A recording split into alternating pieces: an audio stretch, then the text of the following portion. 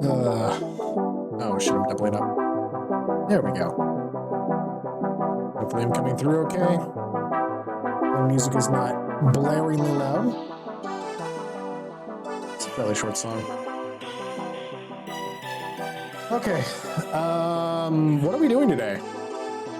We're doing a whole lot of nonsense is gonna be on my screen as soon as I turn on my camera, or whatever this is called.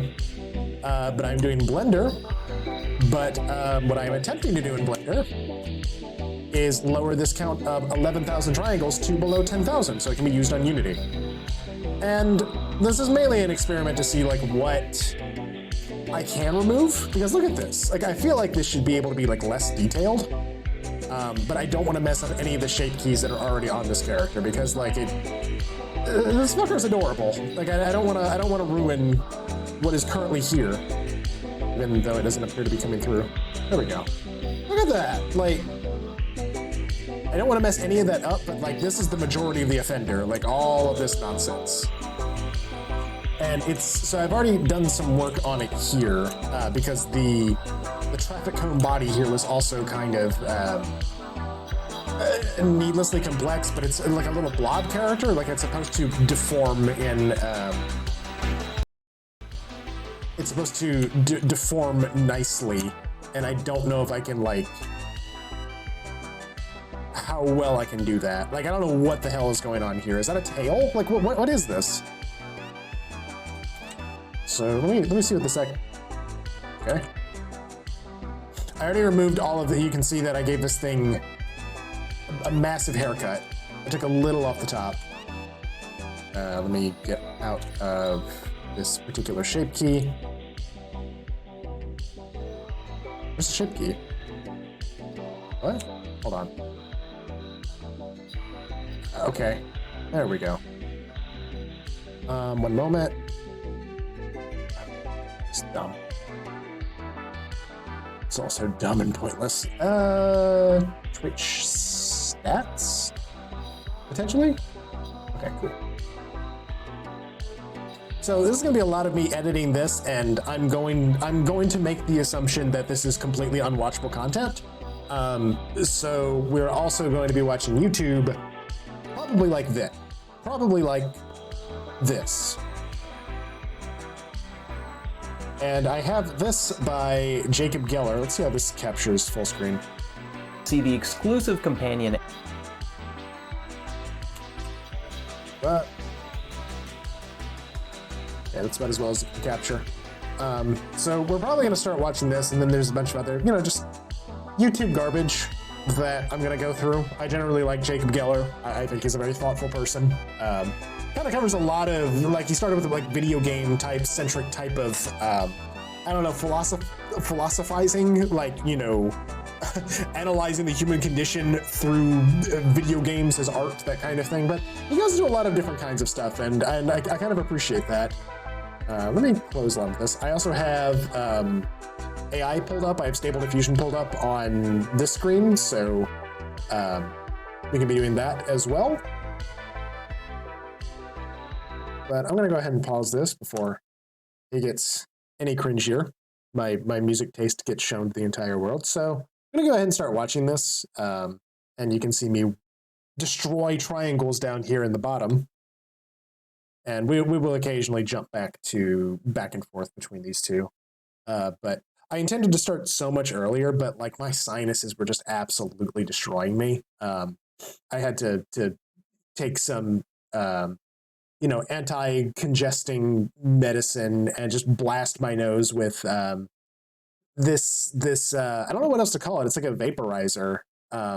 You put little menthol packets into it, or vapor rub stuff into it, and it just like it fills your nose, and it hurts just right. It hurts perfectly nice because it's opening up your sinus cavities, and it's just I don't know what is causing this extreme sinusitis, I think it's called. But like it is very distracting, and it kind of like removes my confidence to even be able to like speak and think properly. So I was really wanting to take care of that. And then I had the general, audio issues that I tend to have with every single thing that I've ever wanted to do. So I'm going to go ahead and start this fellow, and hopefully this is watchable. But feel free to distract me. Feel free to send me YouTube videos and stuff, because like I just pulled a bunch of videos that I thought were going to be interesting. And I'm going to be hanging out and drinking coffee and destroying triangles. And then eventually I'm going to, so I'm going to go ahead and say that I was inspired to make, well, I didn't make this character. I found this character. I purchased this model. And also I purchased this little wizard hat that I've essentially been putting on everything because I have a witch obsession for some reason. And I wanted to give this to my friend Loopy because they are always portray. A lot of their art features this this crying wizard, and I wanted to give them a wizard that cried, or that was, you know, had like tears always like running down their eyes. It reminded me of like an Isaac character or something. But there is a shape key somewhere in here, and I cannot. This is going to be impossible for me to find because I can't read Japanese. Where like this character has tears somewhere in it.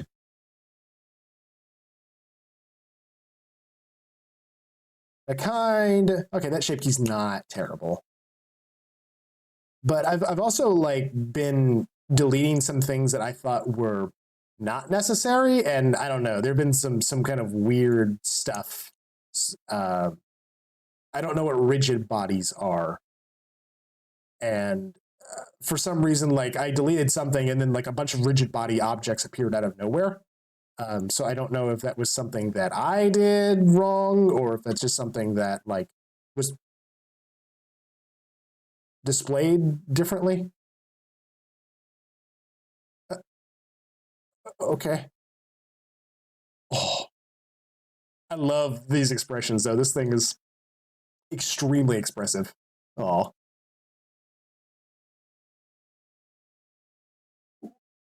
what? Why? What expression is this? the being imploded by the void expression? Ah. It's unknown. How are you doing, unknown? I was, oh gosh, is that the same one? Why does this have, okay, it has a bunch of different blushes. There's one in particular that I'm trying to find. There it is. I'm trying to make Loopy a crying wizard. And what is this? What is this texture? It's like it's crying, I don't know, cobwebs or something. I don't know. I wanted this to be just like a little like specular thing. Stream's not loading because I'm downloading Dark Source 2, lolzers. Hi, Smedley. Good and tired. I was also going to look for a fucking trash can 3D model while I was doing this. But since what I'm attempting to do right now is just delete triangles that I don't think are necessary, because I got to lower this thing by at least 1,607 triangles in order for this to be usable and viewable by Unity people in VR chat. And that's why I'm wanting to make this as a VR chat model. So I'm wanting to give this to somebody who is using Quest, but I don't know. Like I'm making more VR chat models in general, and like everything that I make, I want to be able to be viewed by Quest, because I have a feeling we're going to be seeing a lot of more Quest people in VR chat, and I would like them to be able to utilize the things that I make, or at least make a version of that can fall back and like see that. Am I hosting you? What do you mean? There's no more hosting. Hosting's dead as far as I know. But I was going to look up if you can, unknown, if you can find okay, hi, thank you for the raid. I guess that counts as a host. I thought you were going to stream today. Fucking. Feel free to, like, this is going to be, I thought that said Twinch is stumpy. Oh, this is going to be impossible to read with all the fucking menu garbage over there on the right side. I don't know where else to put that, though. Let me see what this looks like. Hold on. Because this is probably... Oh, hold on. This can be better. Where's the chat window? Okay, I'm going to disappear for a moment.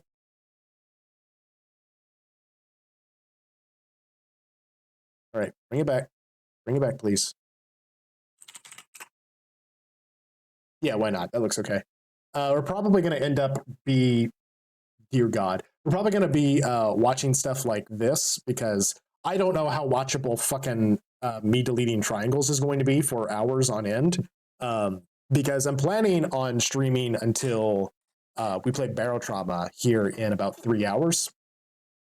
So it may be some of this Blender, and then I may get bored and play Slay the Spire because I want to play more Watcher runs because I'm having a lot of fun with the Watcher.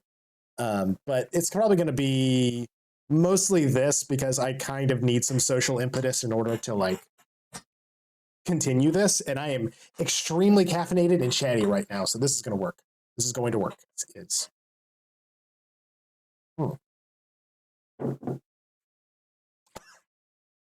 unless I drown myself in coffee first. Everything's fuck me eyes this guy's giving. I don't know. I'm way too hard on people in freeze frame because like no one ever looks good. No one ever looks good when it's freeze framed. Except this man. This man is sexy. Essay I made, The Failed Space Weapons of the US Military, only by watching on Nebula. Nebula and Curiosity Stream sponsored this video. The Latin phrase Deus ex machina translates literally as God from the machine. In ancient Greek theater, where the phrase originated, this literal translation made sense. In several Greek plays, a seemingly unresolvable conflict would suddenly be swept away as a god entered the plot and solved a problem in a way mirror. Hey John, what's up? A year of squidning. I have risen beef only to be encapsulated once again, but I am here after being released from mod duties. Also 12 months, I guess. Happy birthday. And thank you for the sub. Mod duties. Oh, did Bud Time's stream just end? How are those emotes going? Am I going to get a sneak peek? John, I'm going to get a sneak peek. John, I'm going to get a sneak peek. Jonathan. I don't know if your name's Jonathan or if you're shortened to Jonathan. It's just how I address Johns when I'm being serious. I will not show it on stream. Yep, and you may. Speaking of whenever I tried to load the stream before, it would load a new single frame with a new cam freeze frame. Oh no! Fuck. And John is your full name. Very interesting. Okay. I was sitting here talking about how no one ever looks good freeze framed, and that's all Smedley was getting at me. So I'm just sure I'm just like.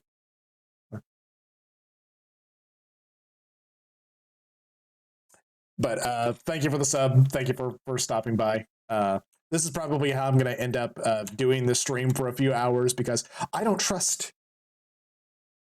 me going, this triangle needs to go. This triangle like that's not watchable. It's completely unwatchable content. This is just me to distract myself. Me in a freeze frame like this. Yeah. Yep. I was like, isn't this a funny clip? And tied it immediately. It was like, hold on. I'm gonna make you a fucking goofball. So we're gonna go back to I think this is gonna be Jacob Geller talking about the Space Wars program because he's talking about orbital lasers, and I don't know, like one of the immediate comments was talking about the fucking Space Wars program. Or this funny emote. Okay, I thought that one was, I showed that one off. Like this one could be perfect as an emote. That is a clean fucking GIF too. The coders emote is like the cleanest GIF that I've ever seen. For fucking like removing backgrounds and stuff. Like I don't I don't know how people work that quickly. I get tremendously distracted. Like I am so ADD that I it just takes me forever to like do anything. Like I need to get medicated just to be able to like live my fucking life. But I've been off medication for too long. Probably since I was in college, which was a couple years ago. Unknown, if you or anybody, if anybody can find me like a sketch fab of a trash can, because I have a feeling that will probably be the hardest thing to make, or the thing that I would trust myself the least to make, because I really don't know how I'm going to make your character, because I kind of want your character to be kind of almost two-dimensional, because I don't want like every little fuzz thing popping off the head to be like, you know, registered. Like I just want you to have like the 2D sort of silhouette or outline of how your character looks. I think that would look really good. I can do like a little bit of an outline here. I can show you sort of what I'm talking about. Where is it? These are all the Nuka Gears. Well, Nuka Gear's got it. There's also more work that I got to do on Nuka Gear as well. Nuka Gear has an outline here. You can see. And what this outline is actually it's an object, but it is a completely solidified object. Is it transparent? No, I don't think it's transparent. It is a completely solidified object around the egg, but you are not seeing the back faces of it. So you're only seeing the inside. You're only seeing the faces that like face toward the camera, and everything else is culled. Like, I don't know how else to make a background like that, but I'm afraid when I try to do that for, you know, the little things that are sticking out, I want it to have that sort of outline. I think it would look nice with that sort of outline. I just don't know how clean that's going to look. So that's definitely gonna have to be like studied a little bit. Hi, Split Gear, inverted normal ass egg. Yeah, sort of. And if you're still here, John, if you're wanting to still do the textures, I don't know, like, of course, you know, get around to that whenever you want. But a problem that I was having here is that I need the wings to sort of match where the arms are. Hold on, I'll give you. So you can see the arms move and they're pulling the wings along with them. So I designed it to try and like have the resting position of like where the arms are going to be, you know, at your side. I tried to design it around where the arms would be in correlation to like how the actual art of Nuka Gear looked. But when it's in its T-pose, clear transform, it's going to cut into the egg. Like I can't I don't know how else to like clean that up other than just making the egg thicker. And I don't want to mess too much with the actual base model of the egg, because I'm going to go back and do things with the original model of the egg. Give it like little floating puppet arms, like that Kunk added. Give me 10 minutes and I'll find it. I'm going to be real. I've only heard real horrid things about ADD and ADHD. I'm so glad the only thing I have is OCD. OCD, you know, it's, you know, I know that it comes with its own tribulations. With ADD and ADHD, it is a little bit of a nightmare, but I can hit periods of hyperfocus. And when I hit those, it's just such a beautiful thing, and it's such a wonderful feeling. It's that moment of like not worrying about anything at all, and your brain is just overtaken with like the thing that you're doing. It's those moments like, huh, I didn't have a thought there. That was certainly nice. And I don't know if people with OCD get that, or if they just live that life, or what. But yeah, it's not fun. OCD sounds horrible. I don't know. I really don't know anything about OCD, to be perfectly honest. I think John's probably, I think, like the only person that I've ever met who was like actually diagnosed with OCD. So I don't know if I've heard of anybody else. You know, I've heard of like comical representations like, oh, I'm OCD, so I can, you know, only eat 5 chips every, you know, like disgusting stereotypes of that kind of thing. So I really don't know what OCD is like. I've never really heard too much about that. Hyperfocus is painful to me. Oh, like flow state? Yeah, that's good. That's kind of what I consider hyperfocus. I hear other people hyperfocusing is like a period where something takes over their life, but what I'm describing is the flow state. Flow state is everything that I've ever wanted in life. Isn't there a way to like deform it as it hits the mesh, like a super fucked up fabricator? Yes. What I am afraid of that, because I can literally connect it to the inside of the egg. But again, I am afraid of messing with the egg structure too much, because I'm going to like, I'm kind of needing to keep the egg separate, because I'm needing to come back and like put another version of this, or I'm imagining that I'm going to have to go through and put another egg in here. So I don't want to do too many edits to this, knowing that I'm going to have to redo them anyway. Because literally, hold on, shit. Like here, oh God. Here's the actual, I'm sorry, Jesus. Here's the actual mesh of the egg and the wings. I can like, okay, so I'll select this vertice, I'll put a cursor there, and then I'll select this vertice, and I can merge them. So now the wings and the inside of the egg are one, and I'm afraid of like doing that completely and then having the arms move up and down, like, shit. Like this, and it being like noticeable. Like I don't want it to like rip. See, look at that. I mean, it's really obvious because it's just one fucking vertice, but I'm afraid of like doing the full thing and it looking like really, really bad. So there may be at one point a way that I can figure out a way that it won't look bad, you know? Also, my OCD has subsided and only related within my workflows. My daily life is integrated to it where I don't even notice it. That sounds nice. My day was spent fucking like trudging around the apartment like, oh, I gotta do this. Oh no, there's something else over here. Oh, I forgot what I was doing. Like I didn't even know if I wanted to be on camera today. So I was kind of like trying to clean myself up. I'm like, oh, do I even need to do that? Oh, I probably should because I'll be on camera. Do I even want to be on camera? What am I doing? I need to do this. Like, it's just like, I don't know, fucking garbage town. But I'm going to go back to the thing I was doing. Do not save. Please, God, do not save. I need to fix something anyway with that. Actually, hold on. Sorry, if I can be, if I can do something right now, because I noticed this the last time I was in VR chat. Turn that off. Hi, Repeat Bot, what's up? Okay, no, the arms are connected. I was noticing only one arm was doing something. Bless, thank you.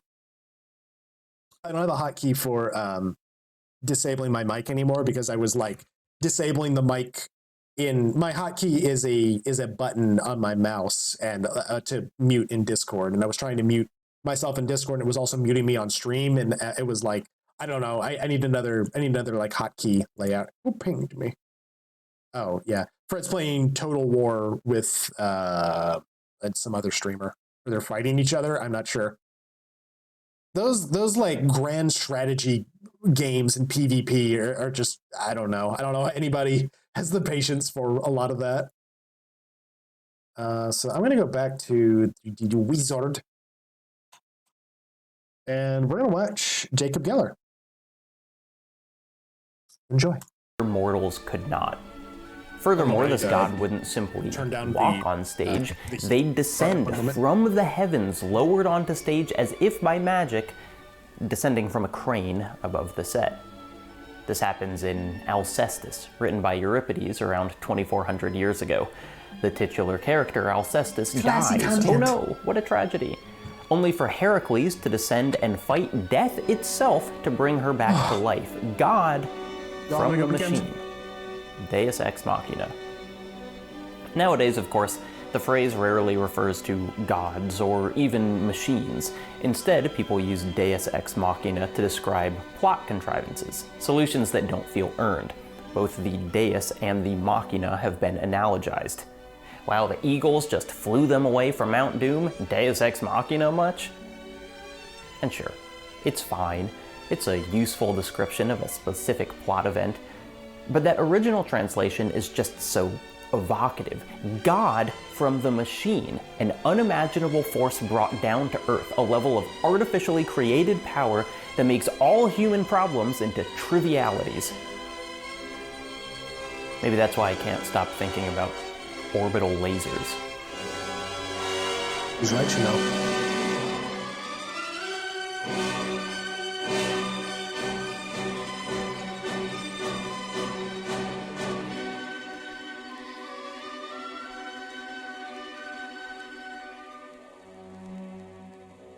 An orbital laser, a satellite in space with the ability to strike anywhere on the planet with a concentrated beam of energy, is about as fictional as Heracles or any other god that descended from a crane.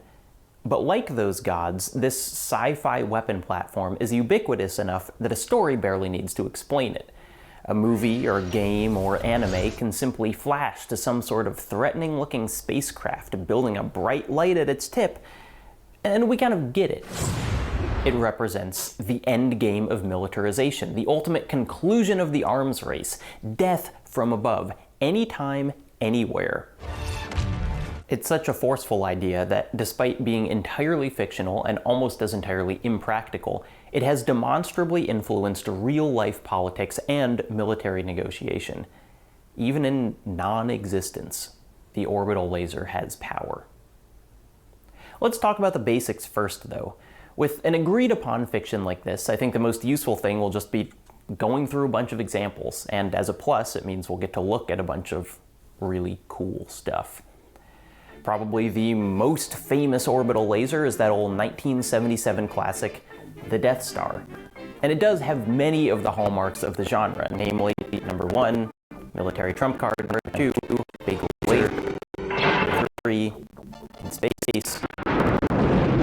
But the Death Star has a number of notable quirks that, while not totally disqualifying it, do set it apart from other examples. Most notably, it's only orbital temporarily. Because the Death Star's main thing is destroying a planet, having it locked in rotation around a planet doesn't make much sense. It actually has engines that can take it from place to place, and it also has a full crew aboard at all times. The Death Star is, in practice, a big spaceship. But because it does orbit, and because of its massive influence on space weapon imagery, it gets an honorary spot.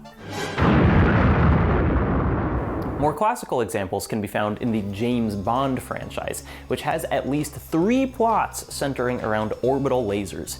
Diamonds Are Forever, GoldenEye, and Die Another Day all have villains that control satellites that have varying abilities to zap from above. Diamonds Are Forever might be my favorite one just because of how tiny and pinpoint its beam is. Bzzz, submarine blows up. GoldenEye's satellite actually fires an EMP, though with all the fanfare of a more traditional laser, and by the time we get to Die Another Day's Icarus, it's basically slicing a continent in half. Importantly to our cultural conception of these weapons, they're all controlled from the ground by a wealthy lunatic. This becomes more or less a rule, though frequently that lunatic is a representative of a country's military. GoldenEye, within the fiction, was actually originally a Soviet weapon hijacked by a crime syndicate, which has interesting implications for something we'll talk about later. The Death Star and James Bond satellites are similar in that they're pretty integral parts of their respective plots. But what paradoxically I find more interesting is when the existence of the orbital laser is almost an afterthought, something that happens more and more as we move into video games and anime. One of the most visually stunning iterations of the weapon comes from the 2009 movie Redline, which is generally a lavishly animated movie about racing that just happens to have a massive space laser. Halfway through the plot, a big bioweapon named Funky Boy starts wreaking havoc on the racers, and so the ultra-militarized planet leader orders an orbital strike by the hyper-disintegrator cannon. That's a pretty cool design. Funky Boy! Finally! Redline doesn't need to explain what the hyper-disintegrator cannon is or how it came to exist. We just get it. We see a satellite with a bright light above a military base. We see 3 lasers converge and... oh, fuck yeah, Redline.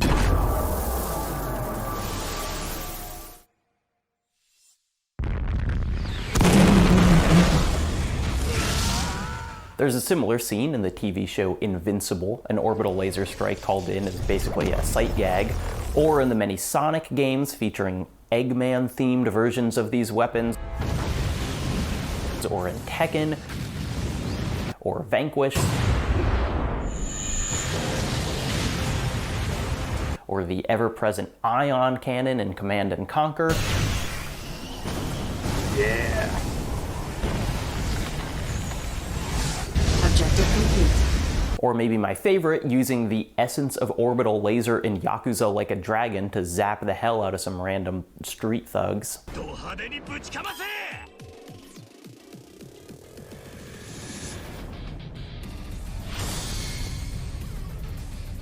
What? Why does Yakuza have orbital lasers? Why? All these scenes work. They don't leave the audience confused, despite how offhandedly the concept is thrown out. That's more or less more ridiculous than anything with the chicken. Because I've seen the video of him calling in the chicken financial advisor, but what? And that's because the important thing about an orbital laser isn't its literal existence, but what it represents.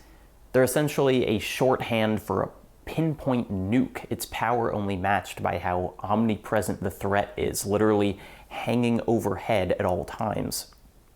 And because it's a sci-fi invention, it comes without all the baggage we know of real nukes: travel time, radioactive fallout, endless collateral damage. A powerful person on the ground just pushes a button, and somewhere else something explodes. The ultimate flex, the end of the arms race. Except it's not really. And to get into that, we have to talk about one of the best orbital lasers of all time, Soul, from Akira. Akira spoilers, I guess.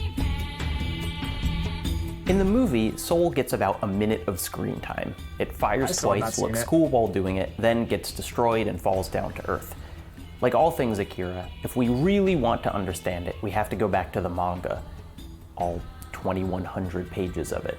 Jesus, really? With its first issue released in 1982 and its last in 1990, Akira is about 1,000 different things.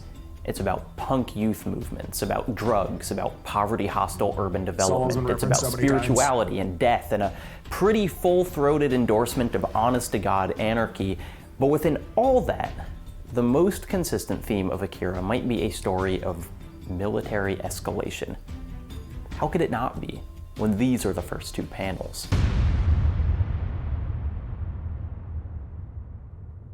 Definitely. The first page of Akira tells us that the explosion we see is a new type of bomb detonated over the metropolitan area of Japan, an explosion that sparked a new world war.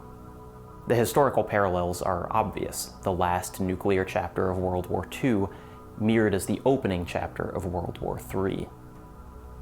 But the explosion is not actually nuclear, nor was it launched from a foreign power. To make a very long story short, that opening explosion was caused by the subject of a government-led parapsychology project in Japan. The project discovered that some children held latent psychic abilities, and that these abilities could be brought to the surface and weaponized through a combination of medication, training, and psychological abuse. Akira, the manga's namesake, was the most powerful child ever found by the project, and one of his psychic awakenings created that explosion we see in the first two pages. The explosion that started World War III. Do you get it? The message here isn't that war pushes militaries to create new weapons, it's the inverse. The creation of new weapons is, in itself, what facilitates war. World War III occurred explicitly because of the development of these weaponized children. The orbital lasers of Akira, therefore, narratively rhyme with the parapsychology project. We see two of them in the story. The Japanese-controlled Soul and the American-controlled Floyd. They too are objects of immense power and symptoms of endless military buildup. They're the end game of an old arms race, one before the torturous development of psychic children. And in the manga, just like those psychic kids, the orbital lasers are completely f***ing useless to the militaries that created them. This is honestly my favorite part of Soul and Floyd in Akira. They are stunningly drawn, incredibly powerful looking, and they basically never do anything useful. The first time Soul is fired, it's attempting to stop two children from escaping a military base, and guess what? It doesn't work. The second time it's fired, it triggers a psychic reaction from one of the characters that destroys half the city. The third time it's fired, it again only pisses off the antagonist, and the fourth time, We'll get to that. Even better is Floyd, the satellite laser which the Americans used to try and wipe out Neo-Tokyo completely. Its capabilities are clearly enormous, its destructive potential nearly unlimited, and yet the only thing it manages to do is crash right back down on the Americans' heads. So much of Jacob Geller's content is about things that I have never ever heard, and he has the most compelling way of demonstrating sort of what it means, and like every sort of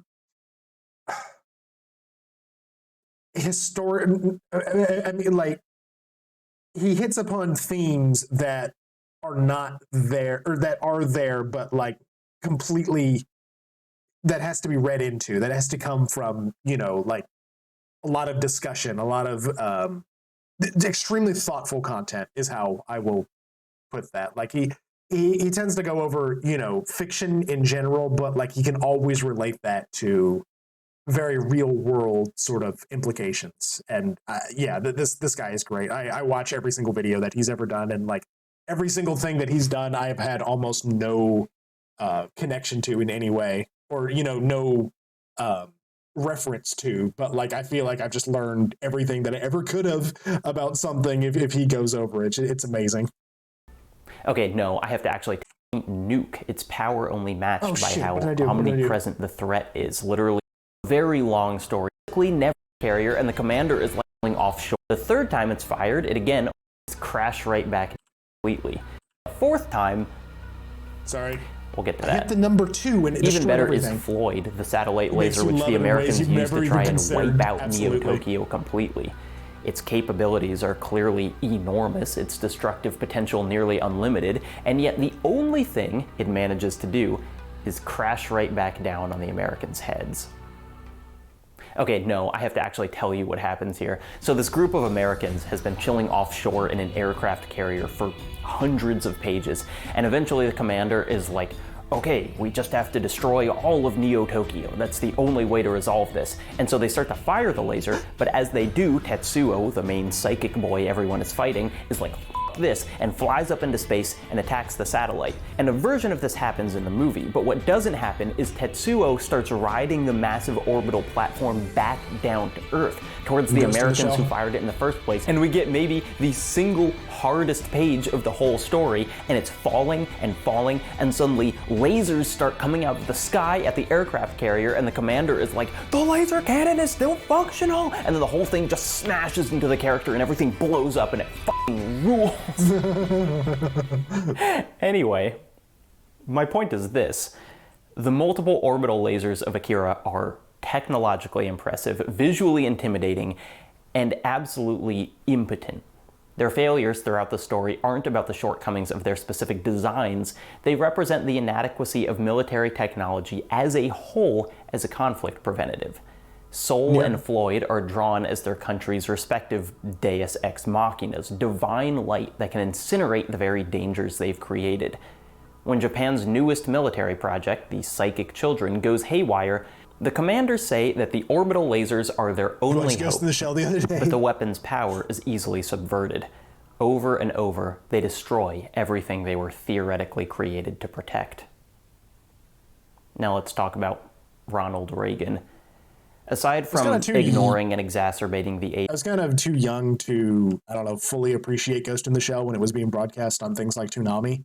Like I could definitely tell that there were some very interesting things going on, but like just the way that those kinds of shows are shown on, you know, cable television is like not the way you want to experience them, because they tend to not play them in order. They tend to play them, you know, what episodes have like the highest ratings. Like I have seen the first episode of Ghost in the Shell probably 3 times over, where they, you know, are sieging the what is it? I don't know if it's like a brothel, or they're you know, they're sieging this area, and they're you know, coordinating between each other. That's all I really remember.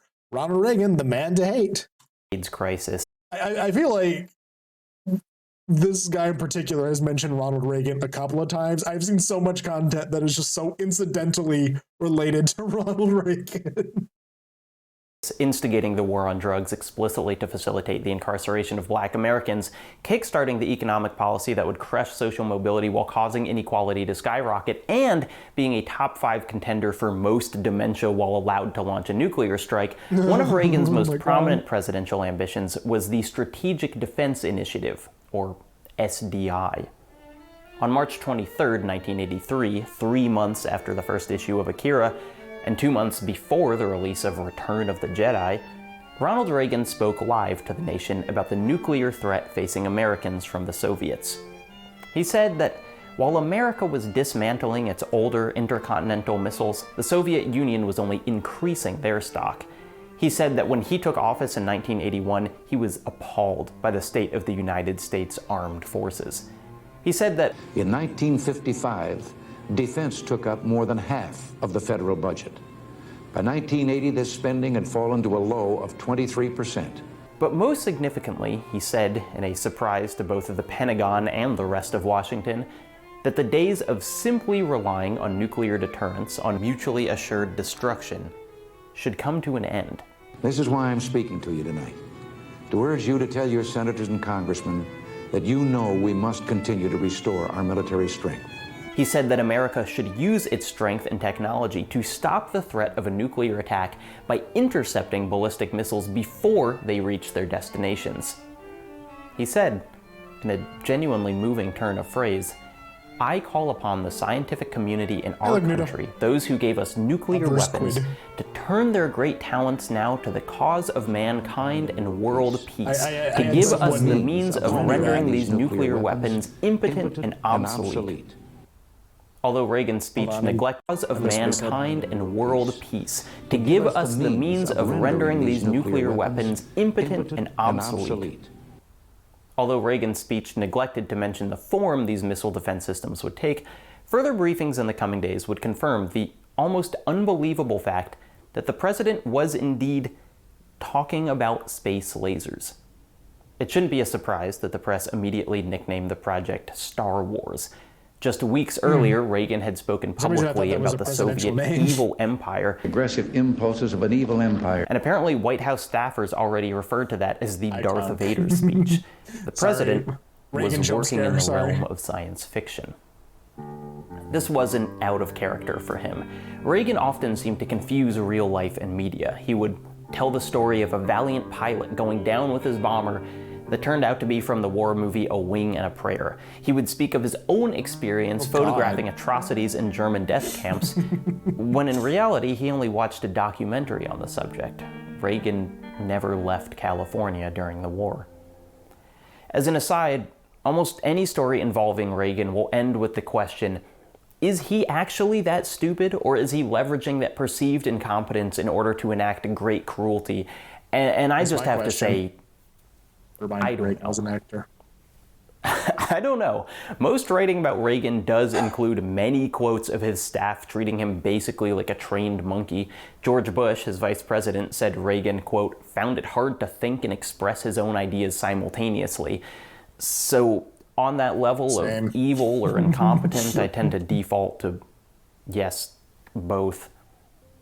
The Cold War was the defining historical era of Reagan's presidency, and negotiations between the US and Soviet Union on such topics as nuclear disarmament necessitated in-depth knowledge of each country's military capability and the capabilities of many different individual types of weapons. This was not Reagan's forte. As soon as conversation shifted away from his scripted talking points, the president would lose focus and default to his classic anecdotes. With this in mind, the appeal of an automated system that would shoot down incoming missiles is obvious.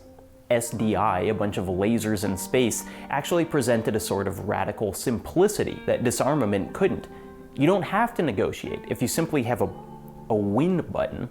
Star Wars was the obvious modern touchpoint for news media writing about the proposal.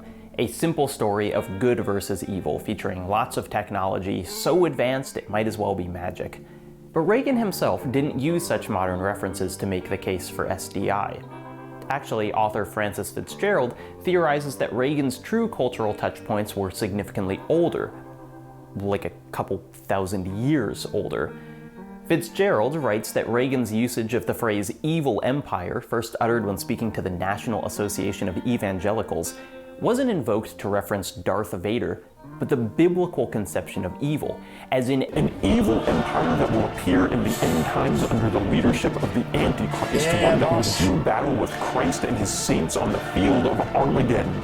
Whether a cynical ploy for the support of America's Christian fundamentalists, or because it was the lens through which he actually saw the world, or again, both, Reagan's language positioned the Soviet Union as the malevolent side of a divine conflict. SDI, Star Wars, orbital lasers, whatever you want to call them, it's clear where they fit into the metaphor here. On the oncoming fields of Armageddon, they would be Reagan's Deus Ex Machina, his God from the machine. From this perspective, the total non-existence of any of the technology required to create a functional space-based missile defense network is almost a non-issue. He has recontextualized space lasers as a matter of faith. Again and again, when he and others were questioned on how any of this was possible, the response was simply one of committed, near-religious belief. More than once, the president referred to SDI as my dream. He said that it could, quote, save humanity itself. James Abramson, the director of this initiative, adopted that kind of language as well. I don't think anything in this country is technically impossible, he said. We have a nation which indeed can produce miracles. The tactic worked.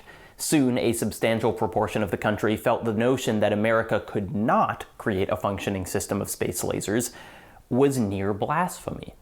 As Fitzgerald writes, when the experts insisted that science was not magic and that American technology could not do everything, they would be accused of a lack of patriotism. In 1968, the science fiction author Arthur Clarke first wrote a sentence that would eventually be quoted ad nauseum. Any sufficiently advanced technology is indistinguishable from magic. But it's often, a cool idea. Fantasies of a new scientific development that will cure deep-seated societal issues reveal an inverse to Clarke's statement. Any piece of magic couched in enough inaccessibly technical claims can be disguised as prospective technology. It's this inverse that allows a video game series as grungy and non-magical as Gears of War to have a giant divine beam of light fall out of the sky whenever the heroes are in trouble. And it's not just once. This beam is one of the series' defining pieces of imagery, maybe only surpassed by the rifle with a chainsaw strapped to the front. It's the Hammer of Dawn, an orbital laser of such immense capability, it's how a good half of the franchise's final bosses bite the dust. When found in gameplay, it's often the ultimate trump card. Even its name, although not biblical as a whole, is tremendously evocative. God's word like fire, like a hammer which shatters rock. The weapon itself built to usher in a new era. The path of the righteous is like the light of dawn. Stylistically, the hammer is in line with what we've come to expect from the science fiction world of orbital lasers. Blinding, instantaneous. The handheld beacon used to target the laser feels almost exactly like the one used by the general in Akira.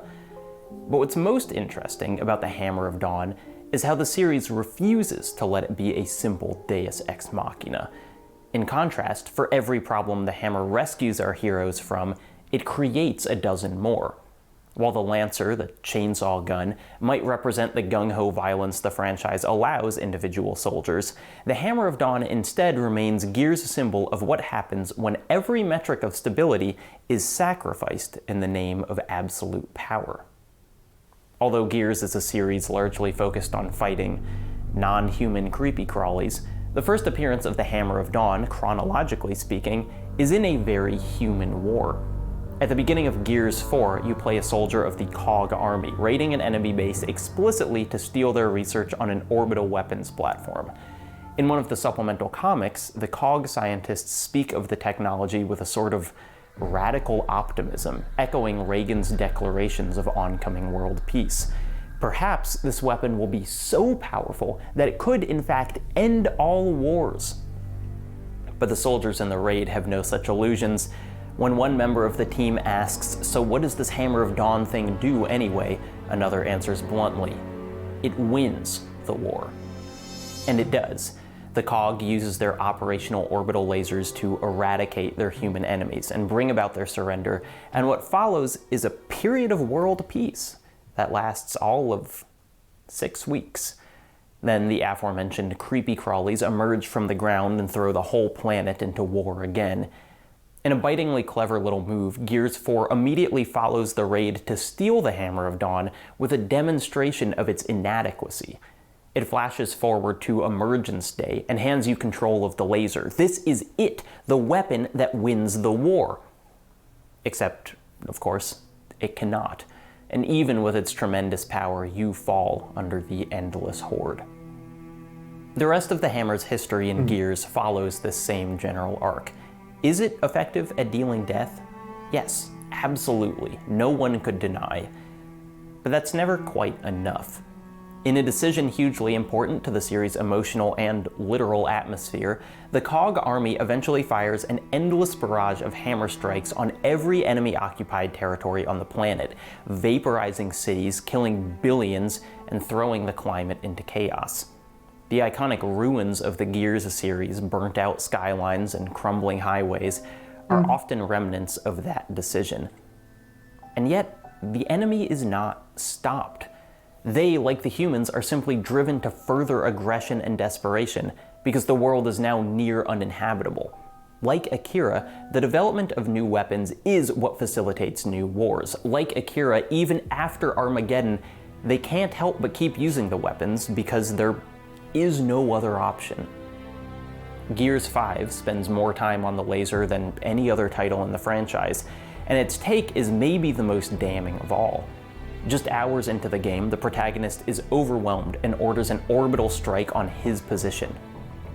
For a moment, it's a fun and bombastic scene. He runs down the street as that divine light follows, incinerating every baddie in its path. But then all the enemies are dead, and the beam keeps going, disconnected from ground control. It veers directly into a bus full of civilian refugees. In its opening levels, Gears 5 gives a violent refutation of the concept of the Hammer of Dawn as something that can be purely a tool of good. And then, the middle third of the game is devoted almost entirely to launching a satellite that will restore functionality to the hammer. Really? It seems the game begs you to ask, as we ride through the storms created by this weapon and deal with the emotional fallout of its consistent failings, we're going to launch another one? But there's no other choice, of course. The Hammer of Dawn has simply been factored into the machinery of conflict alongside light mass bombs, energy waves, and countless others. The Gears of War series has no shortage of war-ending weapons, and yet, through the constant militaristic heightening of its world, it's created an environment where the only solution is further escalation. Its wars all the more massive and deadly because of the weapons designed to end them. There's a crucial difference between virtually all fictional representations of space lasers and the kind the US attempted to build in the 80s. There was never, at least publicly, any ambitions to hit the ground with an orbital platform. It was, in proposal, a purely defensive system that would shoot down missiles before they reached their target. But SDI blurred the line between offense and defense because the previous defense, mutually assured destruction, was contingent on the fact that war would be equally catastrophic for each side. And whether through actual naivete or strategic playing dumb, Reagan seemed to not understand the conflict this kind of defense system would create. Because at the same time as scientists were ostensibly creating this missile defense system, the rest of the Cold War was still very much happening. Reading the sequence of negotiations between the US and USSR reveals that far from ushering in the end of war, America's insistence on continuing SDI development was actually responsible for prolonging it. Of course it did. It was a system that, if effective, would allow the US to launch a nuclear strike with complete impunity, with no regard to the testy peace of mutually assured destruction. Reagan's utopian proposal of the initiative promised to avert Armageddon, But his inflexibility on negotiations surrounding it, his demand that the project continue at full speed, meant that the entire world continued to teeter on the edge of end times. A strange note I do want to mention is that more than once, Reagan mentioned that after the US figured out how to make space lasers work, they would give them to the Soviets, so each side would be equally defended. While this seems tremendously important on a policy level, it's actually not, because no one ever took this seriously. The US didn't intend on doing it, the Soviets had no expectation that it would ever happen. It's seemingly just one of those things that Reagan said and everyone collectively agreed, well, that part is nonsense. Fortunately, the US never even had the opportunity to back out on this commitment because the Cold War ended. SDI did not ultimately play much of a role in negotiations and certainly was not an advantage for the American position. I can't believe someone said, "Oh, don't worry. When we make this, we'll just give it to our enemies to, make sure the critical failing of this idea, like, I don't know, because it would just be Armageddon. Like, whoever would get it and just use it like that, it would just be Armageddon at that point. That seems, I don't know, that seems like something said way after the fact. Like, oh, don't worry. Yeah, we realize this is a horrible, horrible idea, so we'll give it to our enemies too. Yeah, that's what we'll do. It's like the most evil thing you could say. Because no one's going to take that seriously. It's like you're trying to, like, I don't know, make it okay after the fact. Like no one's going to believe you saying this, and like everybody knows why you're saying it. Ugh. To be honest, it just seems that the Soviets figured out that the program was a fantasy. Gorbachev said, quote, "Mr. President, you do what you think you have to do. And if in the end you think you have a system you want to deploy, go ahead and deploy it. Who am I to tell you what to do? I think you're wasting money. I don't think it will work. But if that's what you want to do, go ahead." And then he said, quote, "Let's talk about something else." Ironically, in the following negotiations, America offered to reduce their own number of ballistic missiles if they could keep working on SDI. In the kind of devastating skewer only possible through impersonal historical writing, Francis Fitzgerald notes, "This was the ultimate irony. For the past 3.5 years, the American negotiator had been working on a grand compromise in which the US would use the SDI bluff as a bargaining chip to extract major concessions on offensive weapons from the Soviet Union. But now he was offering the Soviets a concession on offensive weapons for the sake of a non-existent defense." In retrospect, one of the most fascinating things about the whole strategic defense initiative is the scattershot ideas of what it could be used for outside its initial proposal. Even within the Cold War, many on the right pushed for more aggressive uses of SDI.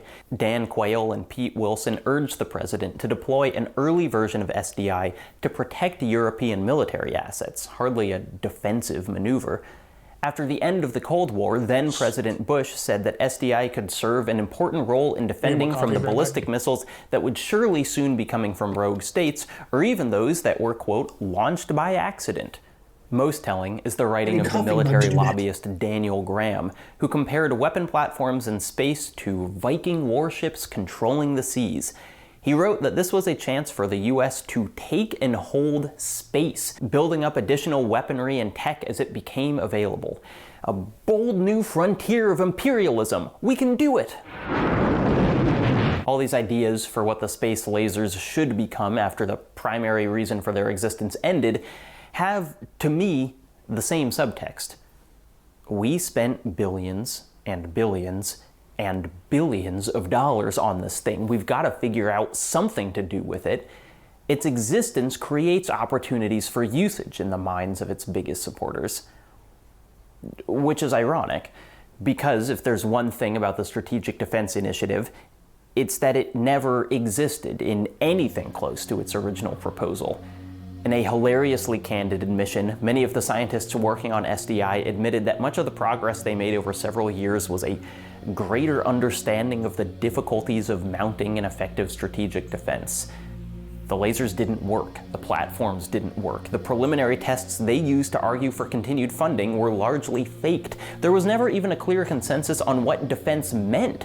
Reagan's original speech promised absolute 100% shelter from a nuclear barrage, but this level of efficacy was basically never on the table.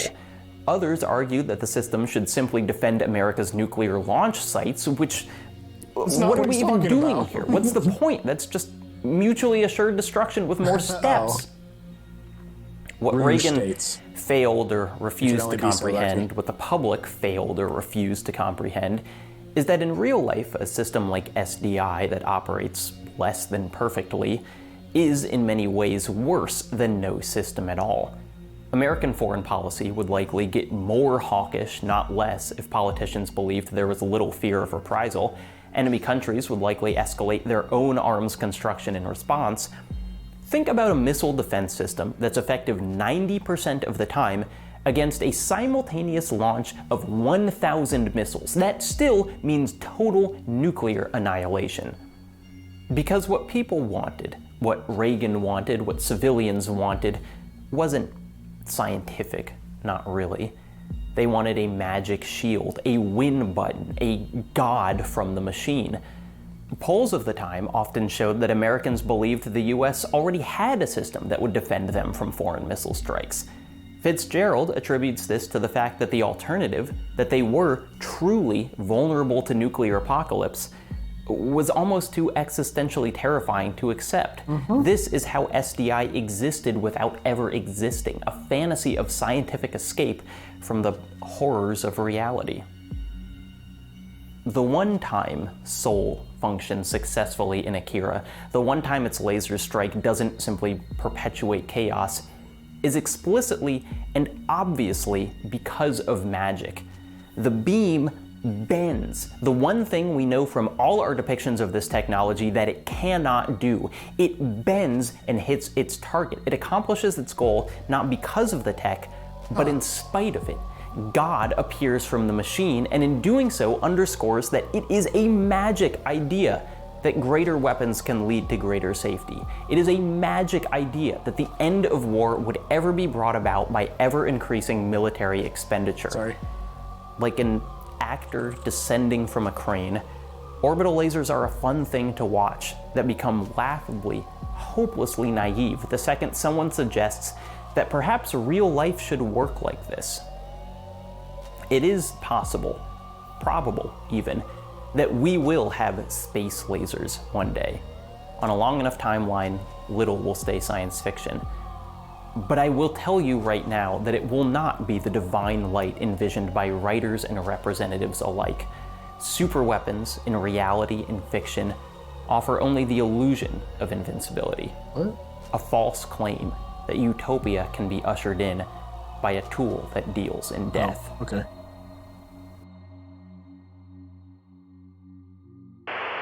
Just because SDI never produced anything that worked didn't mean that it didn't produce ideas.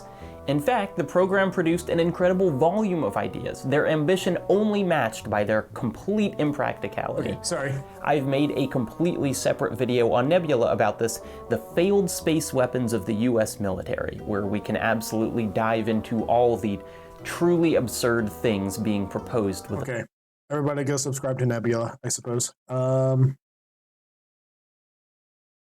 Okay, so I've got other ones, and they're ranging extremely varied. Something talking about sort of the ideas behind like Andrew Tate and the fucking manosphere people. After this existential breakdown, the Homestar one looks interesting. I thought so too.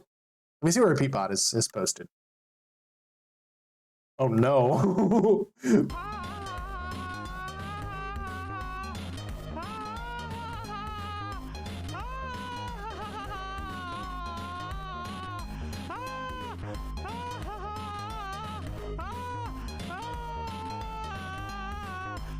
This is like Mr. Weeble and fucking, what's his name?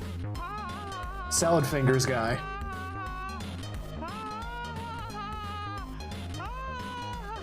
Firth, yeah. Like, this is a Firthian creation. I don't... Is it a piece of meat? I remember at one point, in college, like, I would challenge people to watch the,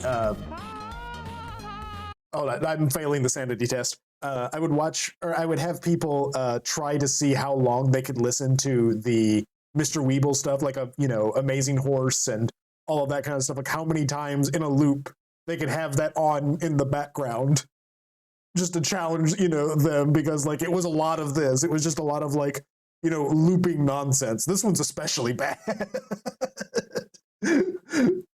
But yeah, I kind of want to like, I don't know a lot about sort of the history of Homestar. I've only seen a lot of little pieces of it. Like I definitely watched it while it was, in its heyday, but I had to go back and like rewatch a lot of it just to kind of see what in the world was going on. How many times did you listen to me? Yes. Yeah. I think I think they had to leave before, I guess before it ended, before anybody, gave up on it. Weeble stuff is usually bangers. Yeah, absolutely. Bacon. Yes. Bacon? Is Bacon Cat here? I'm confused. Oh, bacon. Right. That's what the little thing was. Okay. Oh, this isn't how people check email anymore or ever. Dear Lord Ravenscraft, do you remember that old cartoon from the internet? The one with the wrestling guy and the no-arm man and I want to say a squeaky cheese toy? That was cool. You should do a video about that. Sincerely, Danma 1/2. P.S. Hold your dang horses. I'll get to it when I get to it. Oh, good question, Dan Man. Yeah, I totally remember that cartoon. Like, pretty obviously. I don't really see how this bit works if I don't. So yeah, let's talk about Homestar Runner. No, I've never heard of that. If you were part of the highly specific stylized microgeneration of email. early millennials that were very online in the early 2000s, then not only do you know exactly what Homestar Runner is, but it is seeped into the way you speak. Great, you're here, bully Ted. It's over! For everyone else, HomestarRunner.com was a website that hosted hundreds of animated cartoons built using Adobe Flash, a free piece of white-collar malware that moonlighted as an animation tool. Flash came out at a unique time in the internet's history where it took a long time to download even small amounts of data.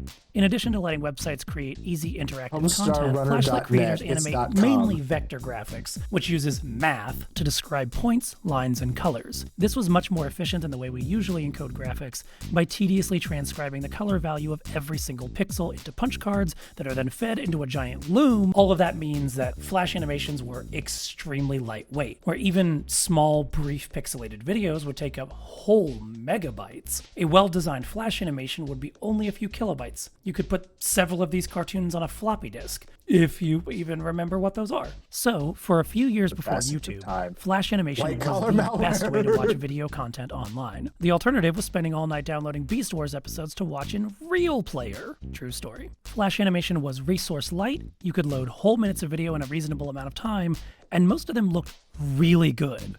Like, it still looks great today good. All of the footage you'll see in this video was recorded in 2020 or later. I just zoomed in a bit and everything scales perfectly. Vector graphics definitely have the resolution appeal. is effectively infinite because, you can definitely again, tell when they're the vectored underlying well. data describes the shape that the objects should take, not what each pixel should look like. Sites like Newgrounds, or the much better Albino Black Sheep, collected user-submitted animations, but a few creators struck out on their own, building their own sites to host their content. And one site not only elevated the art form of Flash animation, but created a unique experience that has not, and perhaps cannot, be replicated in a post-Flash era. The singular zenith of Flash entertainment for all time. Outlook Clip Studio, use Victor Line still. It's that stupid board. I like using vectors for like pen animations. You know, Bezier curves. I should have done this like a million years ago. Keep on hugging The it. Cherry Frog and the Monkey for Homestar Jason flashing in wait for the sights. It's beyond me. He's got the heart of a champion. Oh, hey guys. Bienvenidos a HomestarRunner.com. You're gonna make it, little portal. You just keep creeping along. Mine's full of pancakes. In the championship? What it is, fire! This does not look good for Homestar Runner. He can make it on his own. Little water. Bravo! Encore! Encore! Part 1. The Dynamic History of Homestar Runner.